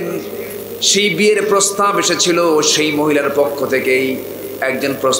একজনকে পাঠায় দিয়েছিলেন, তিনি প্রস্তাব দিয়ে, বিয়ের প্রস্তাব দিয়ে পাঠায়াছিলেন খাদিজা রাদিয়াল্লাহু তাআলা আনহা। নবীর কাছে যখন এসে প্রস্তাবটা পড়ল, রাসূল প্রস্তাব পেয়ে বললেন, সোজা চলে গেছেন, আমি কিচ্ছু বলতে পারবো না, আমি আমার চাচার কাছে গিয়ে পরামর্শ করব। আবু তালেবের কাছে গিয়ে বলেন, চাচা, একজন নারীর পক্ষ থেকে বিয়ের প্রস্তাব চলে আসছে, আপনি যা বলবেন তাই হয়ে যাবে। আমার নবীর তো বাবা নাই, তিনি বাবার কাছে যাবেন। আমার নবীর তো মা নাই, মার কাছে যাবেন। চাচার কাছে গিয়ে বললেন, তাহলে এখান থেকে বোঝা গেল কারো বাবা নাই, সে যাবে কার কাছে? আস্তে করে, কার কাছে? কারো মা নাই, সে যাবে তার খালার কাছে, তার ফুফুর কাছে সে চলে যাবে। আমার নবীজির কাছে অনেক সময় সাহাবীরা বলতেন, ইয়া রাসূলুল্লাহ, আমার বাপ নাই, আমি কার খেদমত করবো? রাসূল বললেন, তোমার আব্বার প্রিয় মানুষ কারা? তোমার চাচার খেদমত করো। হুজুর, আমার মা নাই, তোমার কি খালা আছে নাকি? হ্যাঁ, তার খেদমত করো। তোমার কি ফুফু আছে নাকি? তার খেদমত করো। কিন্তু আজকের সমাজে খালার খেদমত ঠিকই হয়, কিন্তু ফুফুর খেদমত হয় না। ফুফুরা কিন্তু আজকে একটা অবহেলিত নাম। ওই যে ফুফুর বাড়িতে কেউ যায় না, কিন্তু খালার বাড়িতে একটু চলাফেরা হয়, খালার বাড়িতে চলাফেরা হয়। ফুফুর আদরটা খুব কম হয়, এটা খুব কষ্টের কারণ, কিন্তু এটা উচিত নয়। বাবার তো বোন, সে আপনার, সে মা, সে আপনার মা, সে মার মর্যাদা রাখে। কেমনে রাখবে? ফুফু যে সম্পত্তির জন্য আসে, বোঝেন নাই? কিসের জন্য আসে? সম্পত্তির জন্য আসে। সম্পত্তির কানেকশন আছে এখানে, সম্পর্ক ভালো রাখলে তো সব সম্পদ দিয়ে দিতে হবে। এটার নাম কি ঈমান? আজ থেকে এটার নাম কি ঈমান? কথা কি বলবো? কথা বলবো? কারো কোনো কষ্ট নাই তো? বলি আলহামদুলিল্লাহ। নবীজি চলে গেছেন, বাবা নাই, মা নাই, কার কাছে গেছেন? চাচার কাছে। এখনকার ছেলেরা কি বাবার কাছেই যায় না, চাচার কাছে যাবে কখন? নিজেই পছন্দ করে। ছেলে তো অনেক বড় হয়ে গেছে, বোঝেন না? ছেলে অনেক বড়, কি বড় হয়েছে? ভার্সিটি পড়ে, ভার্সিটি কলেজে পড়ে, অনেক বড় ইউনিভার্সিটির ছাত্র। সে আর বাপ মাকে বলবে কি? অনার্স শুরু হলো, নোংরামি শুরু হলো। এটাকে প্রেম বলে না। বিয়ের আগে কোনো প্রেম শব্দ নাই। বিয়ের আগে যা হয় এটা জেনা হয়, নোংরামি হয়, ঠিক কিনা? নোংরামি হয়। বিয়ের আগে কোনো প্রেম নাই। প্রেম হবে বিয়ের আগে না বিয়ের পরে? আসতে বলে, বিয়ের আগে না বিয়ের পরে? বিয়ের পরে। যুবকরা দিও, 5 ধরনের মানুষের কোনো ভবিষ্যৎ নাই। কয় ধরনের? 5 ধরনের মানুষের কোনো ভবিষ্যৎ নাই। এই কথাগুলো সব জায়গায় পাবা না, এগুলো গবেষণা করে কথা বলা, কোরআন এবং হাদিসকে সামনে রেখে। একটু মনে রাখবে এই কথাগুলো। এই 5টা কথা যদি মনে রাখো এবং আমল করো, তোমার ভবিষ্যৎ ভালো হবে। 5 ধরনের মানুষের কোনো ভবিষ্যৎ নাই। নাম্বার 1 হলো রবের যারা, তার প্রভুর যারা, আল্লাহর যারা অবাধ্য বান্দা যারা, তাদের কোনো ভবিষ্যৎ নাই। নাম্বার 2 হলো পিতামাতার যারা অবাধ্য সন্তান, তাদের কোনো ভবিষ্যৎ হতে পারে সে সচিব, হতে পারে সে বড় ডাক্তার, হতে পারে সে চেয়ারম্যান, হতে পারে সে বড় আলেম, হতে পারো তুমি শিক্ষিত, হতে পারো তুমি ডিসি, এসপি, সচিব, যা হও না কেন, বাপ মার যদি তুমি অবাধ্য সন্তান হও, তোমার কোনো ভবিষ্যৎ নাই। আস্তে কর। আমরা ভবিষ্যৎ বলতে কি শুধু দুনিয়া বুঝি না আখেরাত বুঝি? আখেরাত আছে না নাই? তাহলে রবের যারা অবাধ্য বান্দা ভবিষ্যৎ নেই, পিতামাতার যারা অবাধ্য সন্তান তাদের ভবিষ্যৎ নাই। নাম্বার 3 হলো স্বামীর যারা অবাধ্য স্ত্রী তাদেরও ভবিষ্যৎ নাই। অবাধ্য বউ তো নাই মনে হয়। এখানে চেয়ারম্যান সাহেবদের নিয়ে বসছি, বুঝলেন? সব রিপোর্ট ওনাদের কাছে আছে। আজকের যে সমাজের হাল চিত্র, অনেক মহিলা আছে স্বামীকে পাত্তাই দেয় না। আছে কিনা বলে? আছে কিনা? আছে কিনা? আছে কিনা? আবার অনেক স্বামী আছে বউকে পিটায়, ভাবে কি জানেন বউ পিটানো সুন্নতে মুআক্কাদা। এরকম আছে কিনা বলেন? না, এটা যে বউকে পিটায় সে ছোট লোক। সন্তানের সামনে যে স্বামী তার বউকে পিটায়, ওই সন্তান বড় হয়ে ওর বাপকে পিটাবে। কথা ক্লিয়ার? আবার সামান্য যৌতুকের টাকা না পেলে বউকে গরুর মতো পিটায়। এগুলো আছে কিনা জানি না, এলাকায় আছে। এগুলো কেন করবেন আপনি? কোন এক মহিলা আমাকে বলতেছে, সেদিন একটা চিঠি দিয়েছে, হুজুর আমার বিয়ে হয়েছে, স্বামীর ঘরে গেলাম, তো স্বামী আমারে বলে যে তুমি তো কিছুই নিয়ে আসলে না, আমার শ্বশুর তো আমার কিছুই দিল না। কি লাগবে? খাট লাগবে, শোকেস লাগবে, পালঙ্ক লাগবে, দিস অ্যান্ড দ্যাট, মানে বাড়ির বুড়ো ঝাঁটা বাদ দিয়ে যা আছে সব দাও। তা আমি উল্টা আমার স্বামীকে বলছি, হুজুর যে তুমি যেহেতু সবই চাচ্ছ আমার বাবার বাড়ির থেকে, অতএব ওগুলো নিয়ে আসার দরকার কি? আমি তোমার সাথে নিয়ে যা, আমার বাড়ি তুমি থাকবে। কি কথা কি ভুল বললাম? যারা এই জাতীয় মানসিকতা নিয়ে থাকে, আল্লাহর কসম করে বলি, ওই দাম্পত্যময় জীবন কখনো সুখময় হতে পারে না, বরকতময় হতে পারে না। বউকে নিয়ে আসবেন রানী বানায়া, নিয়ে আসবেন। যুবকরা বউকে রানী বানায়া নিয়ে আসবা। শ্বশুর বাড়ির সম্পদের দিকে যে চেয়ে থাকবে সে সারা জীবন ফকিরই থাকবে, ওর ধনী হবে না। ছোট লোকি কারবার, এগুলো নোংরা কারবার। তো স্বামীর অবাধ্য কিছু বউ আছে না নেই বলেন তো? আছে। না বলে মার্কেটে চলে যায়, আছে কিনা? না বলেই চলে যায় মার্কেটে। মেয়েরা তো এখন বেশি যায়, স্বামীকে ধমক মারে, তুমি কি মার্কেট বুঝো কিছু? এক ধমক মাইরা স্বামীকে মানে কাইত কইরা ঘরের মধ্যে থুইয়া চলে গেছে মার্কেটে ঢং ঢং করে, মাথা থেকে পা পর্যন্ত সাজে।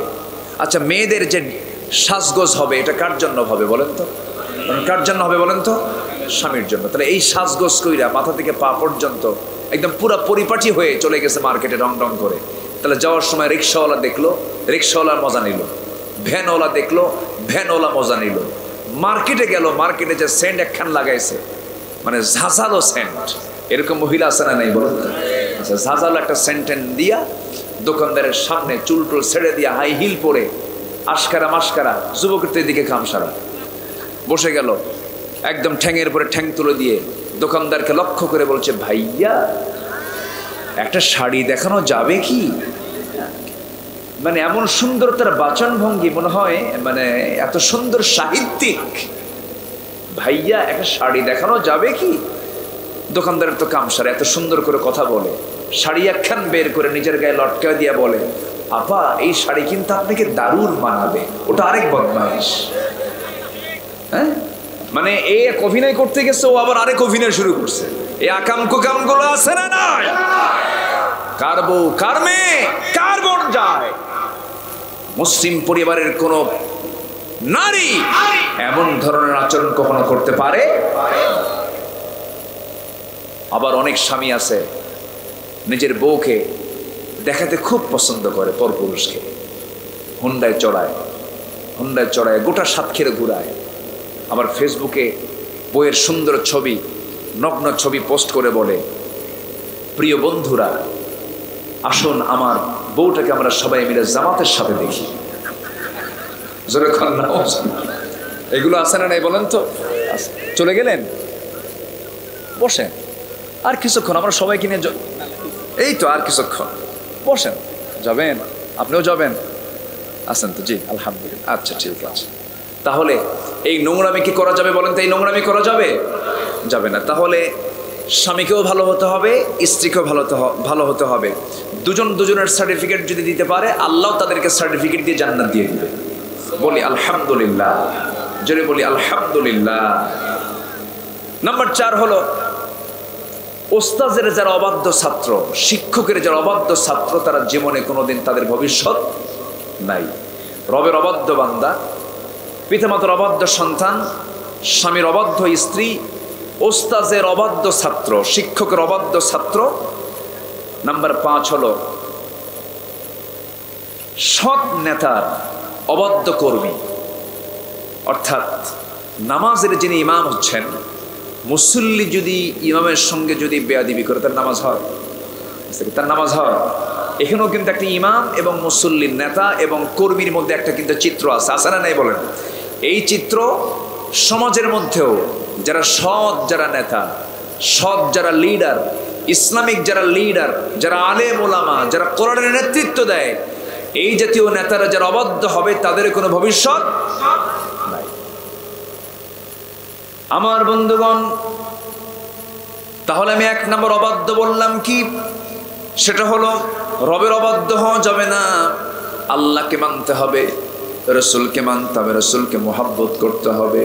কিন্তু এখন প্রশ্ন আসতে পারে, হুজুর আবু তালেব তো মোহাব্বত করেছে, কিন্তু সে জাহান্নামে গেল কেন? তার মধ্যে কি নাই বলেন? ঈমান নাই। আবার অন্যদিকে তাকান, নবীজি যখন বিয়ে করলেন 25 বছর বয়সে, খাদিজাকে বিয়ে করে নিলেন তার আপন চাচা আবু তালেবের পরামর্শে। আবু তালেব বলে ফেললেন, ও ভাতিজা মুহাম্মদ, আমার জানা মতে তুমি আমার কাছ থেকে যদি পরামর্শ নিতে চাও, বিয়ে যদি করতে চাও, আমার পছন্দ ওই মেয়েটাকে। কারণ এই মক্কা নগরে খলিদের কন্যা খাদিজার চাইতে উত্তম গুণবতী রূপবতী নারী এই মক্কা নগরে একটাও নাই, তুমি তাকে বিয়ে করে নাও। নবীজি ছিলেন 4র্থ স্বামী, ছিলেন 4th হাজব্যান্ড, তিনি ছিলেন।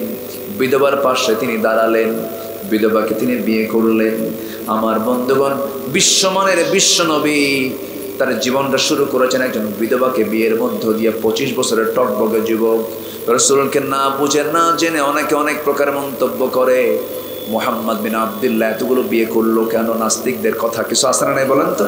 এতগুলো তিনি বিয়ে করলেন কেন? তার জীবনে 13টা স্ত্রী আসলো কেন? এগুলোকে লম্বা করে নাটক বানায় নবীর বিরুদ্ধে এক শেষ পর্যন্ত এমনও কথা অনেকে বলার সাহস তুলে ফেলে। তারা বলে রাসূল নাকি নারী পিপাসু ছিলেন, নারীর প্রতি তার টান ছিল, এমন জাতীয় কথা বলে। বুঝে না বুঝে বলে। তাই যদি হতো, রাসূল তার জীবন শুরু করেছেন একজন বিধবার পাশে দাঁড়ায়া। নবীর বয়স 25 বছর, খাদিজার বয়স 40 বছর, এবং খাদিজা তার জীবদ্দশায় আমার নবীজি তাকে 24 বছর কাছে পেয়েছিলেন। 24 বছরে তিনি দ্বিতীয় কোনো বিবাহ করেন নাই। আমার রাসূল মাঝে মাঝে বলতেন, সাহাবীরা, আমার খাদিজা যদি জীবনের শেষ সময় পর্যন্ত থেকে যেত, আমার আল্লাহ আমাকে দ্বিতীয় কোনো বিবাহের অর্ডার দিতেন না। আমার নবীজি বিয়ে করেছেন, বাকি যে বিয়েগুলো করেছেন সম্পূর্ণ আল্লাহর অর্ডার ছিল। আম্মাজান খাদিজাকে বিয়ে করেছেন হাদিসকে সংরক্ষণ করার জন্য। এমন করে সব স্ত্রীগুলোকে তিনি বিয়ে করেছেন। আমার আল্লাহ তাআলার ইঙ্গিত ছিল, হিকমত ছিল, শরীয়তকে পরিপূর্ণ করার দরকার ছিল। আল্লাহ তাআলা এই জন্য তাকে বিয়ে করায় নিয়েছেন, তিনি বিয়ে করে নিয়েছেন। আমার বন্ধুগণ, কিন্তু না বুঝে অনেকে এই জাতীয় কথা বলে। আমার বন্ধুগণ, রাসূলকে নিয়ে এই জাতীয় কথা বলার মতো কিছু কুলাঙ্গার আমার দেশেও আছে না নাই? আসতে বলবেন না, আছে না নাই? কিছু ব্লগার, আত্মশিক্ষিত নাস্তিক কিছু আমার দেশে জন্ম নিয়েছে। রাসূলকে নিয়ে তারা রুটিন ওয়ার্কের মতো কথা বলে। আমার কলিজার চেয়েও প্রিয়, আমার জীবনের চেয়েও প্রিয়, যাকে হাসরে লাগবে, বিজানে লাগবে, সেই রাসূলকে নিয়ে আমার দেশের নাগরিক হয়ে যারা কথা বলে, অবশ্যই তাদের পিছনে একটা অপশক্তি আছে না নাই? একটা অপশক্তি আছে না নাই? সেই ব্যক্তি সহ সেই অপশক্তির বিরুদ্ধে আমাদের রুখে দাঁড়ানোর দরকার আছে না নাই? আছে না নাই? কোন কোন নবীর প্রিয় প্রেমিক আছো, রাসূল সেনা আছো, ওই সমস্ত বাতিলদের বিরুদ্ধে মোকাবেলা করতে দুহাত উঁচু করে দেখান মুসলমান।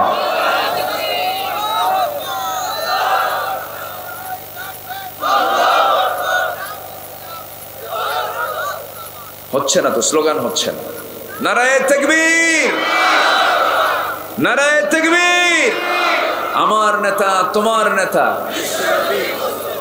আমার নেতা তোমার নেতা। আল্লাহ কবুল করুন, জোরে বলি আল্লাহুম্মা আমিন, আরো জোরে আল্লাহুম্মা আমিন। আমার নবীজি শুয়ে আছেন মদিনায়, তিনি কি আমাকে ভুলে গেছেন? দুনিয়াতে তিনি যতদিন ছিলেন তিনি কি আমাকে বলেছেন?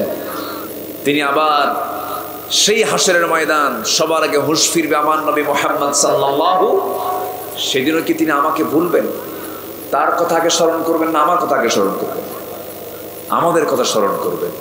তিনি তার নিজের জন্য বলবেন, আমরা বলবো নফসি নফসি, আর আমার নবীজি বলবেন উম্মতি উম্মতি। আল্লাহু আকবার বলেন। দুনিয়াতে কেঁদেছেন, কবরে শুয়ে শুয়ে কাঁদতেছেন, হাসরেও তিনি আমার জন্য কাঁদবেন। আল্লাহু আকবার বলেন। সে রাসূলকে আবার সেই খাদিজা যখন বিয়ে হলো, তখন তো ইসলাম, তখন তো শরীয়ত আসে নাই, বিয়েটা হলো, 40 বছর পূর্ণ হলো। 40 বছর যখন পূর্ণ হলো, আমার নবীজি তখন তো নবী হন নাই। জাবালে নূর থেকে আল্লাহর কালাম যখন নাজিল হলো, কোরআনটা নিয়ে আসলেন। প্রথম দাওয়াত দিয়েছেন আমার নবীজি বাহিরে না ভিতরে? আসতে বলবেন না, বাহিরে না ভিতরে? তো দাওয়াত বলেন, বাহিরে দেব আগে না ভিতরে দেব আগে? ভিতরে। বাবা তার ছেলেকে দেবে, লোকমান হব আমরা। আল্লাহ কবুল করুন, জোরে বলি আমিন। লোকমানের মতো বাবা হব।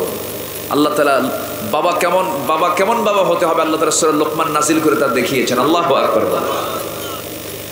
তো আমার নবীজি আল্লাহর কালামটা নিয়ে চলে গেলেন আগে ঘরের মধ্যে। ঘরের মধ্যে ঢুকে বললেন, জাম্মিলুনি খাদিজা, খাদিজা তুমি আমাকে কম্বল আচ্ছাদন করে দাও। লাকাদ খাশিতু আলা নাফসি, আমার মন বলছে আমি মনে হয় বাঁচব না, মনে হয় মরে যাব। সঙ্গে সঙ্গে খাদিজা বলছেন, আমার স্বামী আপনার চুল পরিমাণ কোনো ক্ষতি কেউ করবে এমন আমার বিশ্বাস হয় না, কারণ আপনি এতিমের পাশে দাঁড়ান, বিধবার পাশে দাঁড়ান, অসহায়ের পাশে দাঁড়ান, অসচ্ছলের পাশে দাঁড়ান, দুর্বলের পাশে দাঁড়ান। আপনি কখনো মিথ্যা কথা বলেন না, আপনি কখনো গীবত শিকায়ত করেন না, আপনার ভিতরে কোনো মানবিক দোষের কোনো কিছু আমি আপনার মধ্যে পাই নাই। আপনার কি হয়েছে বলুন তো? এবার রাসূল বলছেন, খাদিজা এই 15 বছর তোমার সঙ্গে দাম্পত্যময় জীবন কাটায় দিলাম। এতদিন আমার পরিচয় ছিল আমি শুধু তোমার স্বামী, একজন স্বামী, এতটুকুই পরিচয় ছিল। আজকের থেকে একটা নতুন পরিচয় যোগ হয়েছে, আমি হলাম আল্লাহর পয়গম্বর জনাবে মুহাম্মদুর রাসূলুল্লাহ সাল্লাল্লাহু আলাইহি ওয়াসাল্লাম। তোমার কি বিশ্বাস হয় নাকি? সঙ্গে সঙ্গে খাদিজার চোখে পানি চলে এলো। খাদিজা রাদিয়াল্লাহু তাআলা আনহা তিনি চোখের পানি ফেলতেছেন আর কাঁদতেছেন আর বলছেন, আমার স্বামী 15 বছর ধরে দাম্পত্যময় জীবন কাটালাম যার সাথে, যার মুখে অযাচিত একটা শব্দ বের হতে দেখলাম না, একটা মিথ্যা বের হতে দেখলাম না, যিনি এত বড় ব্যক্তিত্বের সম্পন্ন একজন মানুষ, আমি আপনার স্ত্রীর সাক্ষী দিচ্ছি, যার মুখ থেকে একটা মিথ্যাও শুনলাম না, যার আচরণে বিন্দু পরিমাণ কোনো ভুল পেলাম না, এমন লোক আল্লাহর নবী হবে না তো কি আল্লাহর নবী হবে? সুবহানাল্লাহ। আপনি যে আল্লাহর নবী হবেন কোনো সন্দেহ নাই। নবীজি হাতটা গায়ে দিলেন, হাতটা বাড়ায়া দিলেন, বাড়ায়া দেওয়ার সঙ্গে সঙ্গে রাসূল তাকে কালিমা পড়ায়া দিলেন। এবার রাসূল বলছেন, খাদিজা তুমি আমার স্ত্রী ছিলে, এখনো স্ত্রী আছো। এখন আমি আপনাকে একটা প্রশ্ন করব, এই খাদিজার প্রতি আমার নবীর মোহাব্বত ছিল, নবীর প্রতিও খাদিজার মোহাব্বত ছিল। শুধু মোহাব্বত ছিল কিন্তু ইমান থাকলো না। মোহাব্বত আছে কিন্তু ইমান নাই, সেই মোহাব্বতের কোনো দাম নাই। তার বড় প্রমাণ হচ্ছে আবু তালেব রাসূলকে মোহাব্বত উপহার দিয়েছেন, কিন্তু ইমান তিনি আনেন নাই। ইমান না আনার কারণে মোহাব্বতটা মাইনাস হয়ে গেছে, কোনো কাজে আসবে না। কিন্তু খাদিজার জীবনে মোহাব্বতও ছিল, ইমানও ছিল, এই জন্য ইমানটার সাথে সাথে মোহাব্বতটা থাকলে পরে তার কাজে লাগবে, কিন্তু মোহাব্বত আছে ইমান নাই, তার কোনো কাজে লাগবে না। আমার বন্ধুগণ, খাদিজা রাসূলকে কি পরিমাণ মোহাব্বত করেছেন। 25 বছর বয়সে যখন নবীর সঙ্গে যখন বিয়েটা হয়ে গেল, আমার নবীর বাপও নাই মাও নাই, টাকা নাই, পয়সা নাই। খাদিজা মক্কার ধনকুবের একজন নারী, মক্কার শ্রেষ্ঠ একজন ধনী মহিলা, তখন তিনি ছিলেন 1 নম্বর ধনী মহিলা ছিলেন। যখন বিয়েটা হয়ে গেল, সমস্ত ধনীরা এক জায়গায় হয়ে বলল, দেখো তো খালিদের কন্যা খাদিজা কি এমন কাজটা করলো, টাকা নাই, পয়সা নাই, গরিব একজন মানুষ, মুহাম্মদ বিন আব্দুল্লাহকে সে স্বামী বানায় নিল, এটা কেমন হলো, এটা মিলল না।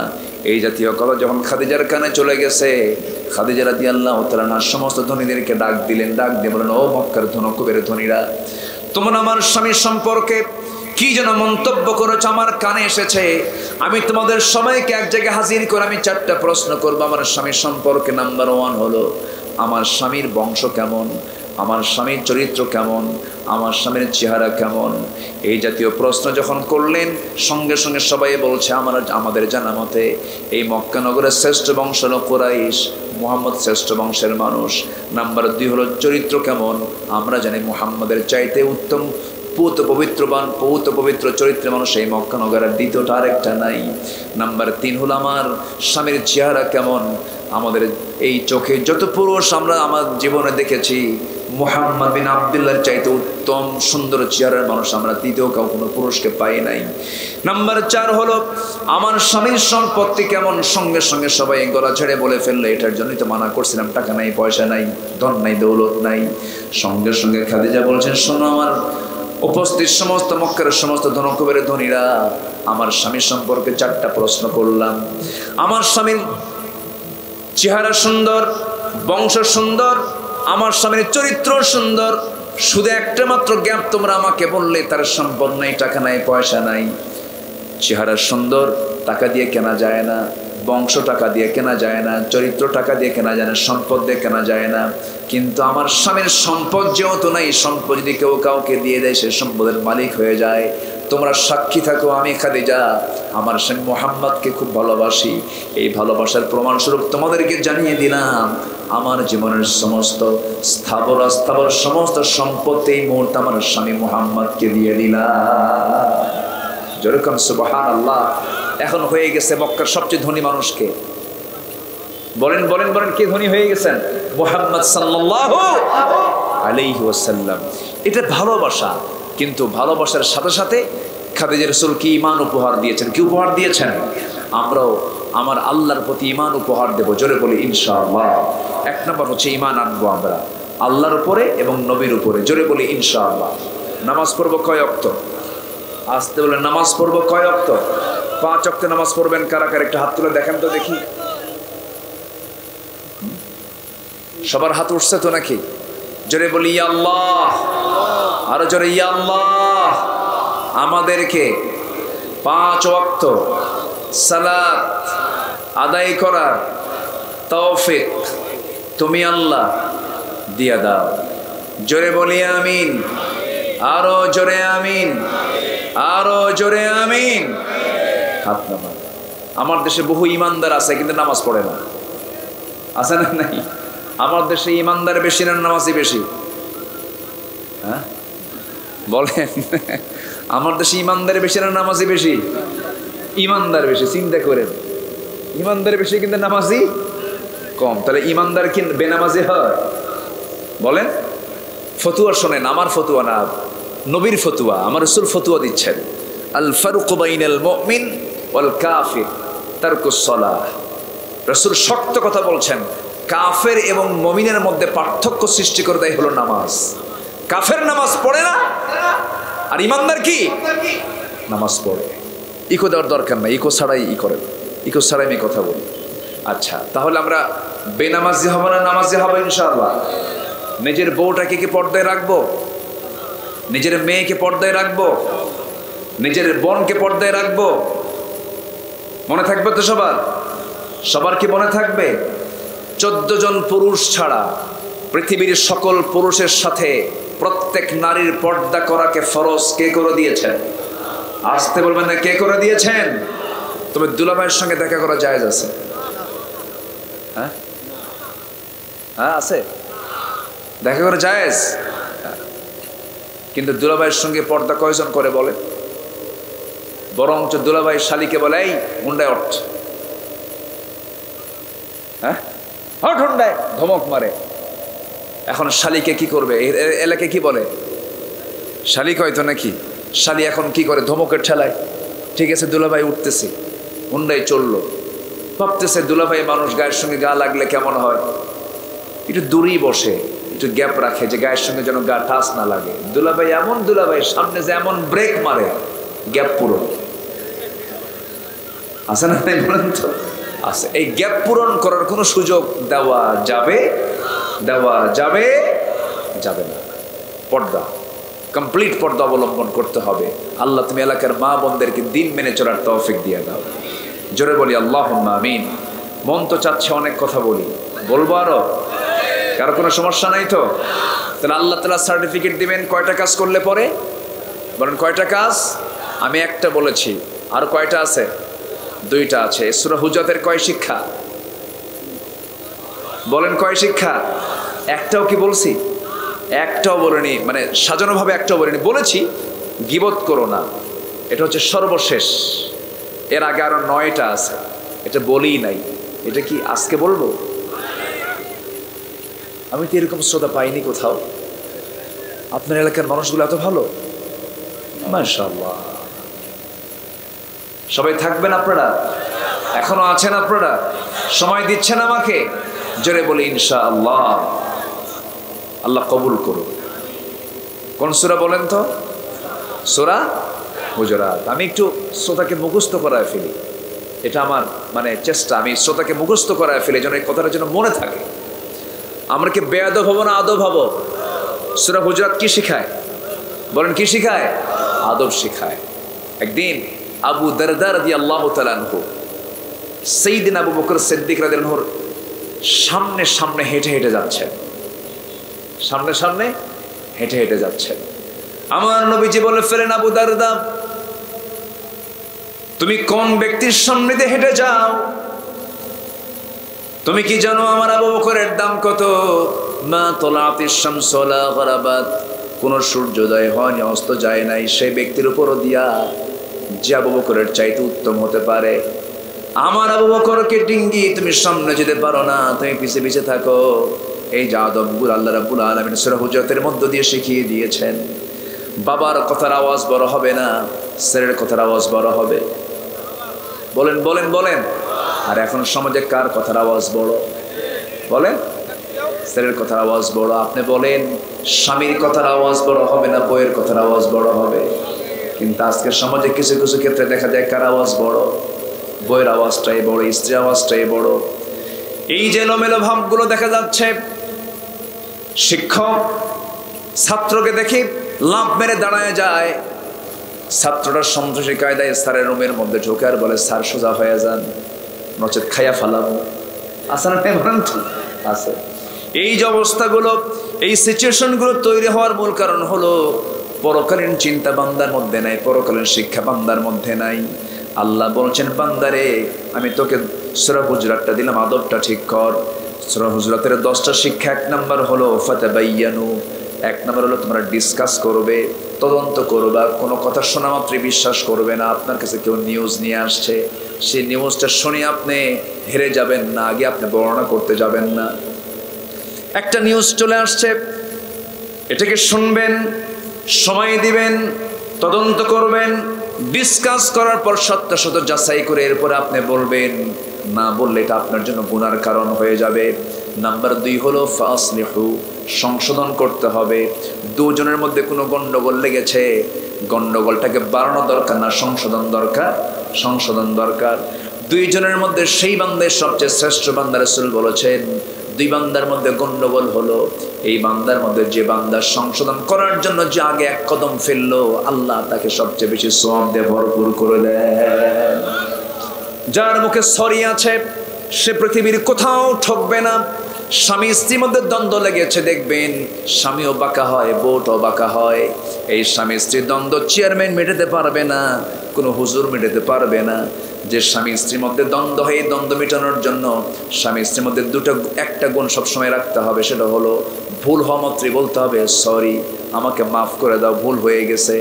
এই কথাটা যে বান্দার মধ্যে বেশি বেশি থাকবে, যে বান্দির মধ্যে বেশি বেশি থাকবে, আল্লাহর কসম করে বলি দুনিয়াও ঠকবে না, আখিরাতেও সে ঠকবে না। কি কথা কি ক্লিয়ার?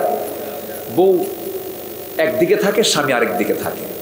তোরে ছাড়বো আমি, আবার স্বামীকে তোরে ছাড়বো আমি। তাহলে কি বলেন তো, এটা কি উন্নতি হলো না ক্ষতি হয়ে গেল? ক্ষতি হয়ে গেল। বাস একটা ভুল হয়ে গেছে, সরি, আই এম সরি, আমাকে মাফ করে দাও, আই এম সরি, আমি ভুল করেছি, আমাকে মাফ করো। এই কথা বলার পরে শয়তান আর ওই জায়গায় কোনো প্রকার গুতাগুতি করার সুযোগ পায় না। বাস, তাহলে কি স্বামী স্ত্রী দ্বন্দ্ব মেটানোর জন্য কি একটা ওষুধ কি পাইলাম আমরা? পাইছি তো। এখন এই সরিটা বলবে কে, বউ না স্বামী? বউ না? দেখছি, বলেন বলেন, সরিটা কে বলবে? আচ্ছা, স্বামী স্ত্রীর মধ্যে দ্বন্দ্ব লেগেছে, এর মধ্যে সমাধান করার জন্য, এর মধ্যে সমাধানের জন্য এগিয়ে আসবে বউ আগে না স্বামী আগে? হ্যাঁ, দেখেন, দুজন একসাথে হয়। এই ভালো করে নাই, স্ত্রী আগে কিসের? স্ত্রী কি আপনার নেতা নাকি? নেতা আপনার স্ত্রী আগে আসবে না? স্বামী স্ত্রীর মধ্যে দ্বন্দ্ব লেগেছে, এই ক্ষেত্রে দ্বন্দ্ব নিরসন করার জন্য উদ্যোগ নিতে হবে আগে কার? কি নেতা নেবে না কর্মী নেবে? বলেন বলেন বলেন, ইমাম নেবে না মুসল্লি নেবে? ইসলামের সাক্ষী বলা হয়েছে, পুরুষ হবে একজন, নারী হবে কয়জন? বলেন, স্বামী নারী হবে কয়জন? দুইজন, আর পুরুষ একজন। তাহলে একজন পুরুষ সমান কয়জন নারী? দুইজন নারী। কেন? আল্লাহ তাআলা কেন বলেছেন? কারণ আল্লাহ জানেন কার ইলম কতদূর, কার জ্ঞান কত দূর। তাহলে এখন বলেন, সমাজ চলতেছে, সমাজের নেতৃত্ব চলছে ফুল বুদ্ধি দিয়ে না অর্ধেক বুদ্ধি দিয়ে? এই জন্য অর্ধেক সবকিছু পেয়ে গেছে। কি কথা কি বুঝতেছেন আপনারা? বুঝে নেন, অর্ধেক দিয়ে তো সমাজ চলবে না, ফুল দিয়ে বুঝতে হবে সমাজ চলবে। অর্ধেক বুদ্ধি দিয়ে নেতৃত্ব হবে না, পরিপূর্ণ বুদ্ধি দিয়ে নেতৃত্ব তৈরি করতে হবে মুসলমান। কষ্ট পাচ্ছেন নাকি আপনারা? কোন মসজিদের ইমাম যদি নারী নিযুক্ত হয়, নামাজ পড়বেন? নামাজ পড়বেন কেন? কেন পড়বেন না? মসজিদের ইমাম কোনদিন নারী হতে পারে? পৃথিবীতে একজন নবীর নাম নারী বলেন আছে? আছে? নারী হচ্ছে নবীর মা। নারী কি? নবীর মা। নবীর মা আছে, কিন্তু নবী নাই। কোন নারীকে আল্লাহ তাআলা নবী বানান নাই। কোরআনে শুধুমাত্র একজন নারীর নাম কোরআনে আসছে, মারিয়াম। আল্লাহ তাআলা এই নারীর নামটাও নিতেন না, কিন্তু নিয়েছেন কেন? তার সন্তান ছিল বাপ ছাড়া। সন্তানের পরিচয় দিতে হবে ঈসা ইবনু মারিয়াম। এই জন্য আল্লাহ তাআলা মারিয়ামের নামটা নিয়েছেন। আসিয়ার নাম নেন নাই, খাদিজার নাম নেন না, আয়েশার নাম, কোন মহিলার নাম আল্লাহ তাআলা কোরআনে উল্লেখ করেন নাই। নেতৃত্ব দেওয়ার জন্য কোন নবীকে আল্লাহ তাআলা নারী নির্বাচিত করেননি। আর বুঝতে কতটুকু বাকি থাকবে, যতদিন পর্যন্ত মুসলমানের এই ভাঙ্গন না ভাঙবে, এই ভুল চিন্তা না ভাঙবে, সমাজ কখনো উন্নত হতে পারে না, পারে না, পারে না। আল্লাহ সবাইকে বোঝার তৌফিক দান করুন। কষ্ট পাচ্ছেন নাকি? যা পান পান, আমার তো কিছু করার নাই। আমি কি কোরআনের বাইরে একটা কথা বলছি? আমি সম্মানিত ভাইয়েরা, তাহলে স্বামী স্ত্রী দ্বন্দ্ব শুরু হয়েছে, এগিয়ে আসবে কি আগে? উদ্যোগ কে নেবে? ইমাম না মুসল্লি?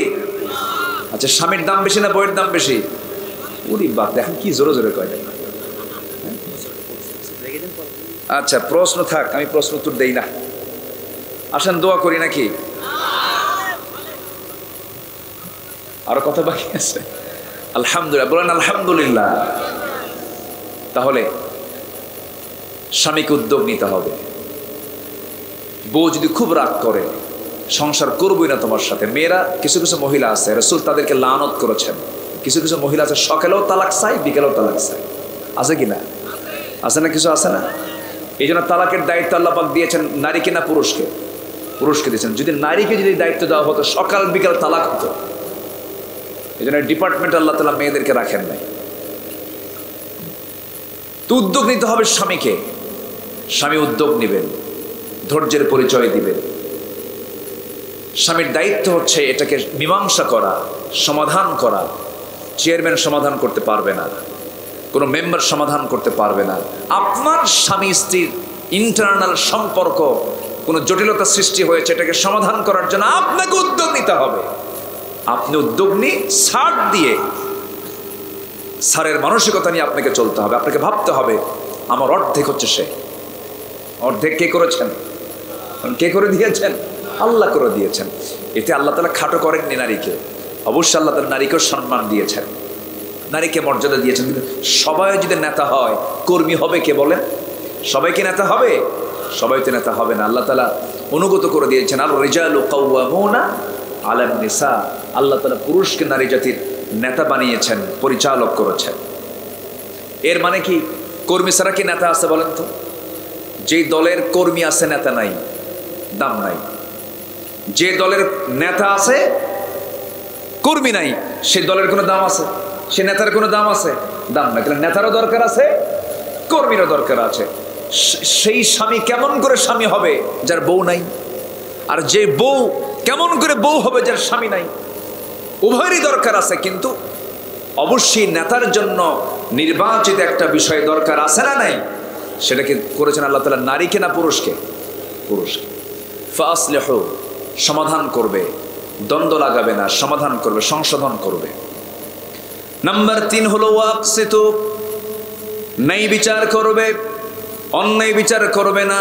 টাকা খায়া বিচার উল্টায় ফেলে এমন গ্রামের কিছু মতব্বর মনে হয় কালীগঞ্জে নাই। আসতে বলবেন না, আছে না নাই? টাকা খায়া বিচারটা উল্টা পাল্টা করে ফেলে। আল্লাহ বলছেন তুই উল্টা পাল্টা করবি, আমি তোর জান্নাত উল্টা পাল্টায় দেব। উল্টা পাল্টা বিচার করা যাবে না। বোনকে কম দিবি, তুই ভাই বেশি নিবি সম্পদ, তোর জন্য জান্নাত এলোমেলো হয়ে যাবে, জান্নাত তোর জন্য জুটবে না। বোনকে সালাকি কইরা শহরের জমি না দিয়া কিসের জমি দেয়? বিলের জমি দিয়ে দেয়, নামাজ জায়গা দিয়ে দেয়, যেটার কোনো দাম নাই। শতক বিল করে। কি বিল করে? কালীগঞ্জ মেইন পৌরসভার জায়গা 10 লক্ষ টাকা শতক, বিলের জায়গা হলো 20,000 টাকা শতক। শতক মিলাইয়া বোনকে ওই জায়গা থেকে জমি দিয়ে দিল, আর বললো বোন মাফ করে দিস। দেখেন মাফ একখান চেয়ে নাই, কখনোই মাফ হবে না। এই যে আপনি বোনের হক নষ্ট করতেছেন, এই করে আপনি এতিমের হক নষ্ট করছেন, বিচারটাকে এলোমেলো করে ফেলতেছেন। কিয়ামতের দিন আপনাকে আসামি হয়ে জাহান্নামের কাতারে যেতে হবে। বোনের সম্পত্তি বুঝে দেয় এমন ভাই আজকের সমাজে বেশি না কম? বলেন কম না বেশি? চেয়ারম্যান সাহেবরা ভালো বুঝবে এগুলো, তাই না? বোনকে দেয় না, হ্যাঁ, বোনকে দিতেই চায় না। বোন আসে, ভাই এরকম চোখ বানায়, বলে কি কি কি কি মতলব কি, মতলব কি? এরকম আছে না? এরকম আছে না ভাই? আছে না নাই? আরে ভাই, আপনি যে বোন আপনার বাড়িতে আসার সঙ্গে সঙ্গে আপনি যে বলতেছেন মতলব কি? কি মতলব? আপনার মা, আপনার জন্ম যে মার পেট থেকে, সেই মার পেট থেকে ওই বোনটার জন্ম হয়েছে। মতলব কি মানে? আপনি পাবেন 2 বিঘা, সে পাবে 1 বিঘা। এই বিধান কি কোনো নেতার না আল্লাহর? বিধানটা কার? বোনকে দেয় না, বোনকে পাশে রেখে আবার ফতুয়া দেয়। বোন একটা রাগ করো না, একটা কথা বললে কি অংশ নিলে কিন্তু ধ্বংস হয়। দেখছেন কি ফতুয়া দিল? মানে সরাসরি ওর কাছে শয়তান ওহী নাজিল করছে। আছে কিনা বলেন? আছে। এগুলো বদমাইশি। এই সমস্ত বদমাইশি থেকে আল্লাহ তাআলা আমাদেরকে হেফাজত করুন। যেটাই করবো আমরা ন্যায় বিচার করবো। জোরে বলি ইনশাআল্লাহ। আচ্ছা, লা ইয়াসখার। নাম্বার 4, উপহাস করবো না আমরা। হয়তো একটা লোক একটু গরিব শ্রেণীর, আল্লাহ তাআলা আপনাকে সম্মান দিয়েছেন, ধনাঢ্য করেছেন, উপহাস করতেছেন, ঠাট্টা করছেন, একটা মানুষকে নিয়ে হেয় করছেন। কিন্তু আপনি কি জানেন ওই 2টা চোখ, ওই 2টা হাত, ওই 2টা পা তাকে মানুষ করে আদম সন্তান করে পাঠিয়েছেন তিনি কে? আল্লাহ তাআলা। গণভবনের ভিতরে প্রধানমন্ত্রী থাকেন, গণভবনের বাইরে একজন ফকির দাঁড়িয়ে থাকেন, ওটাও আল্লাহর বান্দা। ভিতরে যে থাকে সেও কার বান্দা? আল্লাহর কাছে সব বান্দা কি সমান? শুধু ডিফারেন্স হলো ইন্না আকরামাকুম ইনদাল্লাহি আতকাকুম। আমি আল্লাহ আমাকে যে বেশি ভয় পায় তার সম্মানটা আমার কাছে বেশি। মন্ত্রী বড় কিছু না, চেয়ারম্যান বড় কিছু না, এমপি বড় কিছু নাই, হুজুর বড় কিছু নাই, আলেম ওলামা বড় কিছু নাই। আমার কাছে সেই আমার কাছে সম্মানিত যে বান্দা আমি আল্লাহ আমাকে বেশি ভয় করে, আমাকে বেশি সম্মান করে। আল্লাহু আকবার। লা ইয়াসখার। কোনো মানুষকে ছোট চোখে দেখবো না। ভিক্ষুক ভিক্ষা করতে আসে, ভিক্ষা তো দেয় না, আবার ইন্টারভিউ নাই। এই তুমি কি নামাজ পড়ো? আচ্ছা, ভিক্ষা করার শর্ত কি নামাজ পড়া? আসতে কর। ভিক্ষা করার শর্ত কি নামাজ পড়া? ভিক্ষা করার শর্ত কি ঈমান আনা? ঈমান আনাও কিন্তু শর্ত না। আপনার কাছে যদি অন্য ধর্মের লোক চাইতে আসে আপনি মানা করতে পারবেন না। আপনার প্রতিবেশী যদি হিন্দু হয়, আপনি তার পাশে দাঁড়াবেন, সে না খেয়ে থাকলে আপনাকে জবাব দিতে হবে কিয়ামতের দিন। কি কথা কি বুঝতেছেন আপনারা? আচ্ছা, তাহলে কাউকে হেয়, কাউকে ছোট, কাউকে খাটো চোখে কাউকে নিয়ে উপহাস করার কোনো সুযোগ ইসলামে নাই। এবং সেটা হতে পারে পুরুষ থেকে, নারী থেকে। ওয়ালা তালমিজু, অপমান করবে না। লা ইয়াহিল্লু লিমুসলিমিন, কোন মুসলমানের জন্য হালাল নয় মালুহু ওয়া আরদুহু ওয়া দামুহু, মালের খেয়ানত করা, সম্মানের হানি করা, জীবন নিয়ে খেলা করা, এটা মুসলমানের জন্য কখনো হালাল হতে পারে না, বলেছেন মুহাম্মদ সাল্লাল্লাহু আলাইহি ওয়াসাল্লাম। এরপরে নাম্বার 7 হলো ওয়ালা তানাবাজু, একে অপরের প্রতি তোমরা দোষারোপ করো না, একে অপরকে তোমরা মন্দ নামে ডেকো না। দেখবেন একজনের নাম একটা ডাকার একটা এরকম লোক আছে না নাই বলেন? আছে। নাম হলো সুন্দর একটা নাম আছে, সে নামটাকে বিকৃত করে লোকটা কালো, এই কালু এই দিকায় আছে নাকি? এগুলো খাটো হয়েছে, এই বাইটাই দিকায়। এই যে আপনি বিকৃত নাম করে তাকে ডাকতেছেন, এই ডাকটা আল্লাহ পছন্দ করেন, এটা গুনাহে কবিরা, মারাত্মক গুনাহ। আল্লাহ রাব্বুল আলামিন এই অপনামে, খারাপ নামে ডাকতে মানা করেছেন। নাম্বার 8 হলো ইজতানিবু কাসীরাম মিনায-যন, তোমরা কুধারণা পোষণ করবে না। একটা পুরুষ একটা নারী পাশাপাশি দাঁড়িয়ে কথা বলছে, তারা ভাই বোন হতে পারে, স্বামী স্ত্রী হতে পারে, কিন্তু আপনি কুধারণা পোষণ করছেন না জেনে না বুঝে। কুধারণা পোষণ করলে সওয়াব না গুনাহ? সওয়াব না গুনাহ? গুনার কাজ। কুধারণা পোষণ করা যাবে না। কুধারণা হলো সমস্ত বড় সবচেয়ে বড় মিথ্যা। ক্বালা ইয়াকুম ফিয-যন ফাইন্নায-যন্না আকযাবুল হাদিস, সবচেয়ে বড় মিথ্যা কথা হলো যে বান্দা কুধারণা পোষণ করে। একটা মানুষকে দেখলো দূর থেকে, মনে মনে চিন্তা করছে, খারাপ চিন্তা করছেন না, খারাপ চিন্তা করে কুধারণা পোষণ করা যাবে না। নাম্বার 9 হলো ওয়ালা তাজাসসু, গুপ্তচর বৃত্তি করবে না। রাসূল বলেছেন কোনো বান্দা ঘরের জানালার কাছে গিয়ে যদি লুকায় যদি কোনো কিছু দেখে, রাসূল বলেছেন তুমি তার চোখ কানা করে দিবা, তুমি তোর চোখ কানা করে দিবা। মানে কেউ যদি কারো জানালার কাছে গিয়ে না জেনে যদি উকি মারে, তার চোখ কানা করে দিলেও ইসলামে কোনো দোষ নাই। তাহলে এটা গুপ্তচর বৃত্তি করো। লা তাজাসসু, গোয়েন্দাগিরি করবা না, গুপ্তচর বৃত্তি করবা না। নাম্বার 10 হলো ওয়ালা ইয়াগতাব বা'দুকুম বা'দা, একে অপরকে তোমরা গীবত করবে না। গীবত দিয়ে আমি শুরু করছিলাম। এই 10টা অপকর্ম থেকে তোমরা নিজেকে বাঁচিয়ে রাখবে। দেখা যাবে তুমি জামানার সবচেয়ে বড় বুজুর্গ হয়ে গেছো, তোমার জন্য জান্নাত আকাঙ্ক্ষিত থাকবে। যেরকম সুবহানাল্লাহ। এই 10টা কাজ আল্লাহ তাআলা আমাদেরকে আমল করার তৌফিক দান করুন। জোরে বলি আল্লাহুম্মা আমিন।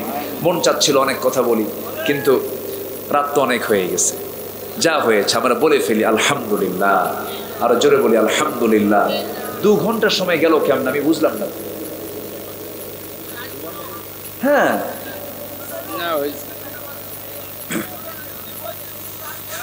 দোয়ার দিকে যাবো আমরা। শেষ করে ফেলি? শেষ করবো না? আল্লাহ না, আমরা ফজর পড়বো কারা কারা? হাত তুলে দেখান তো, ফজর পড়বেন কারা কারা? পড়বেন তো সবাই? আল্লাহ কবুল করুন, আল্লাহ কবুল করুন, আল্লাহ কবুল করুন। হাত নামান। কই এখানে তো কালী ঠালি দেখি না, কালীগঞ্জ থানা না তো? কালী কই? প্রথমে পাইছিলাম দেব, না দেব, এরপরে কি কালী, এরপরে আরেকটা আছে শ্যাম, না? দেব, কালী আর শ্যাম। কিন্তু দেব কালী শ্যামে তো কোনো দেব কালী শ্যাম পাইলাম না, সব তো মুসলমান দিয়ে ভরা। বলি আলহামদুলিল্লাহ। আল্লাহ কবুল করো। আসুন আমরা সূরা হুজুরাতের যে শিক্ষাটা আল্লাহ তাআলা আমাদের জীবনে বাস্তবায়ন করার তৌফিক দান করুন। আর 2টা কাজ আমরা শুধু শিখবো, শুধু মানে আক্ষরিকভাবে, সময়তে নাই। সুম্মা লাম ইয়ারতাবু, যারা ঈমান এনে যারা সন্দেহ করবে না। সন্দেহ দূর হবে কখন? যারা ঈমানের কিছু সন্দেহ, শয়তানি ওয়াসওয়াসা দেয়, এই সন্দেহ দূর হবে কিসের সাথে থাকলে? আমরা কোরআনটা তেলাওয়াত করবো না ইনশাআল্লাহ নিয়মিত? আমার বাড়িতে, সবার বাড়িতে খাবার ছাড়া কোনো পরিবার কি বাঁচে? খাদ্য ছাড়া পরিবার বাঁচে? মানুষ বাঁচে না। তোমার ঈমান বাঁচানোর জন্য কি দরকার? প্রত্যেক দিন বাড়িতে প্রত্যেক সদস্যের কোরআন তেলাওয়াত বাধ্যতামূলক করে দিতে হবে। যে বাবা তার সন্তানকে ফজরে ডাকে না, যে মা তার সন্তানকে ফজরে ডাকে না, এটা অযোগ্য, ব্যর্থ বাপ, ব্যর্থ মা। ঠিক কিনা? ডেকে দিতে হবে। অনেকে বলে হুজুর ছোট বাচ্চা 7 বছর 8 বছর ঘুম থেকে ডাকলে তো সমস্যা হতে পারে, ব্রেনের ক্ষতি হতে পারে। আচ্ছা, ওই ফজরের সময় যদি আপনার বাড়িতে আগুন লাগে কি করবেন? কি করবেন বলেন? বাড়িতে আগুন ধরছে তখন কি আস্তে আস্তে ডাকবেন? ওঠ! কি ঠিক কিনা?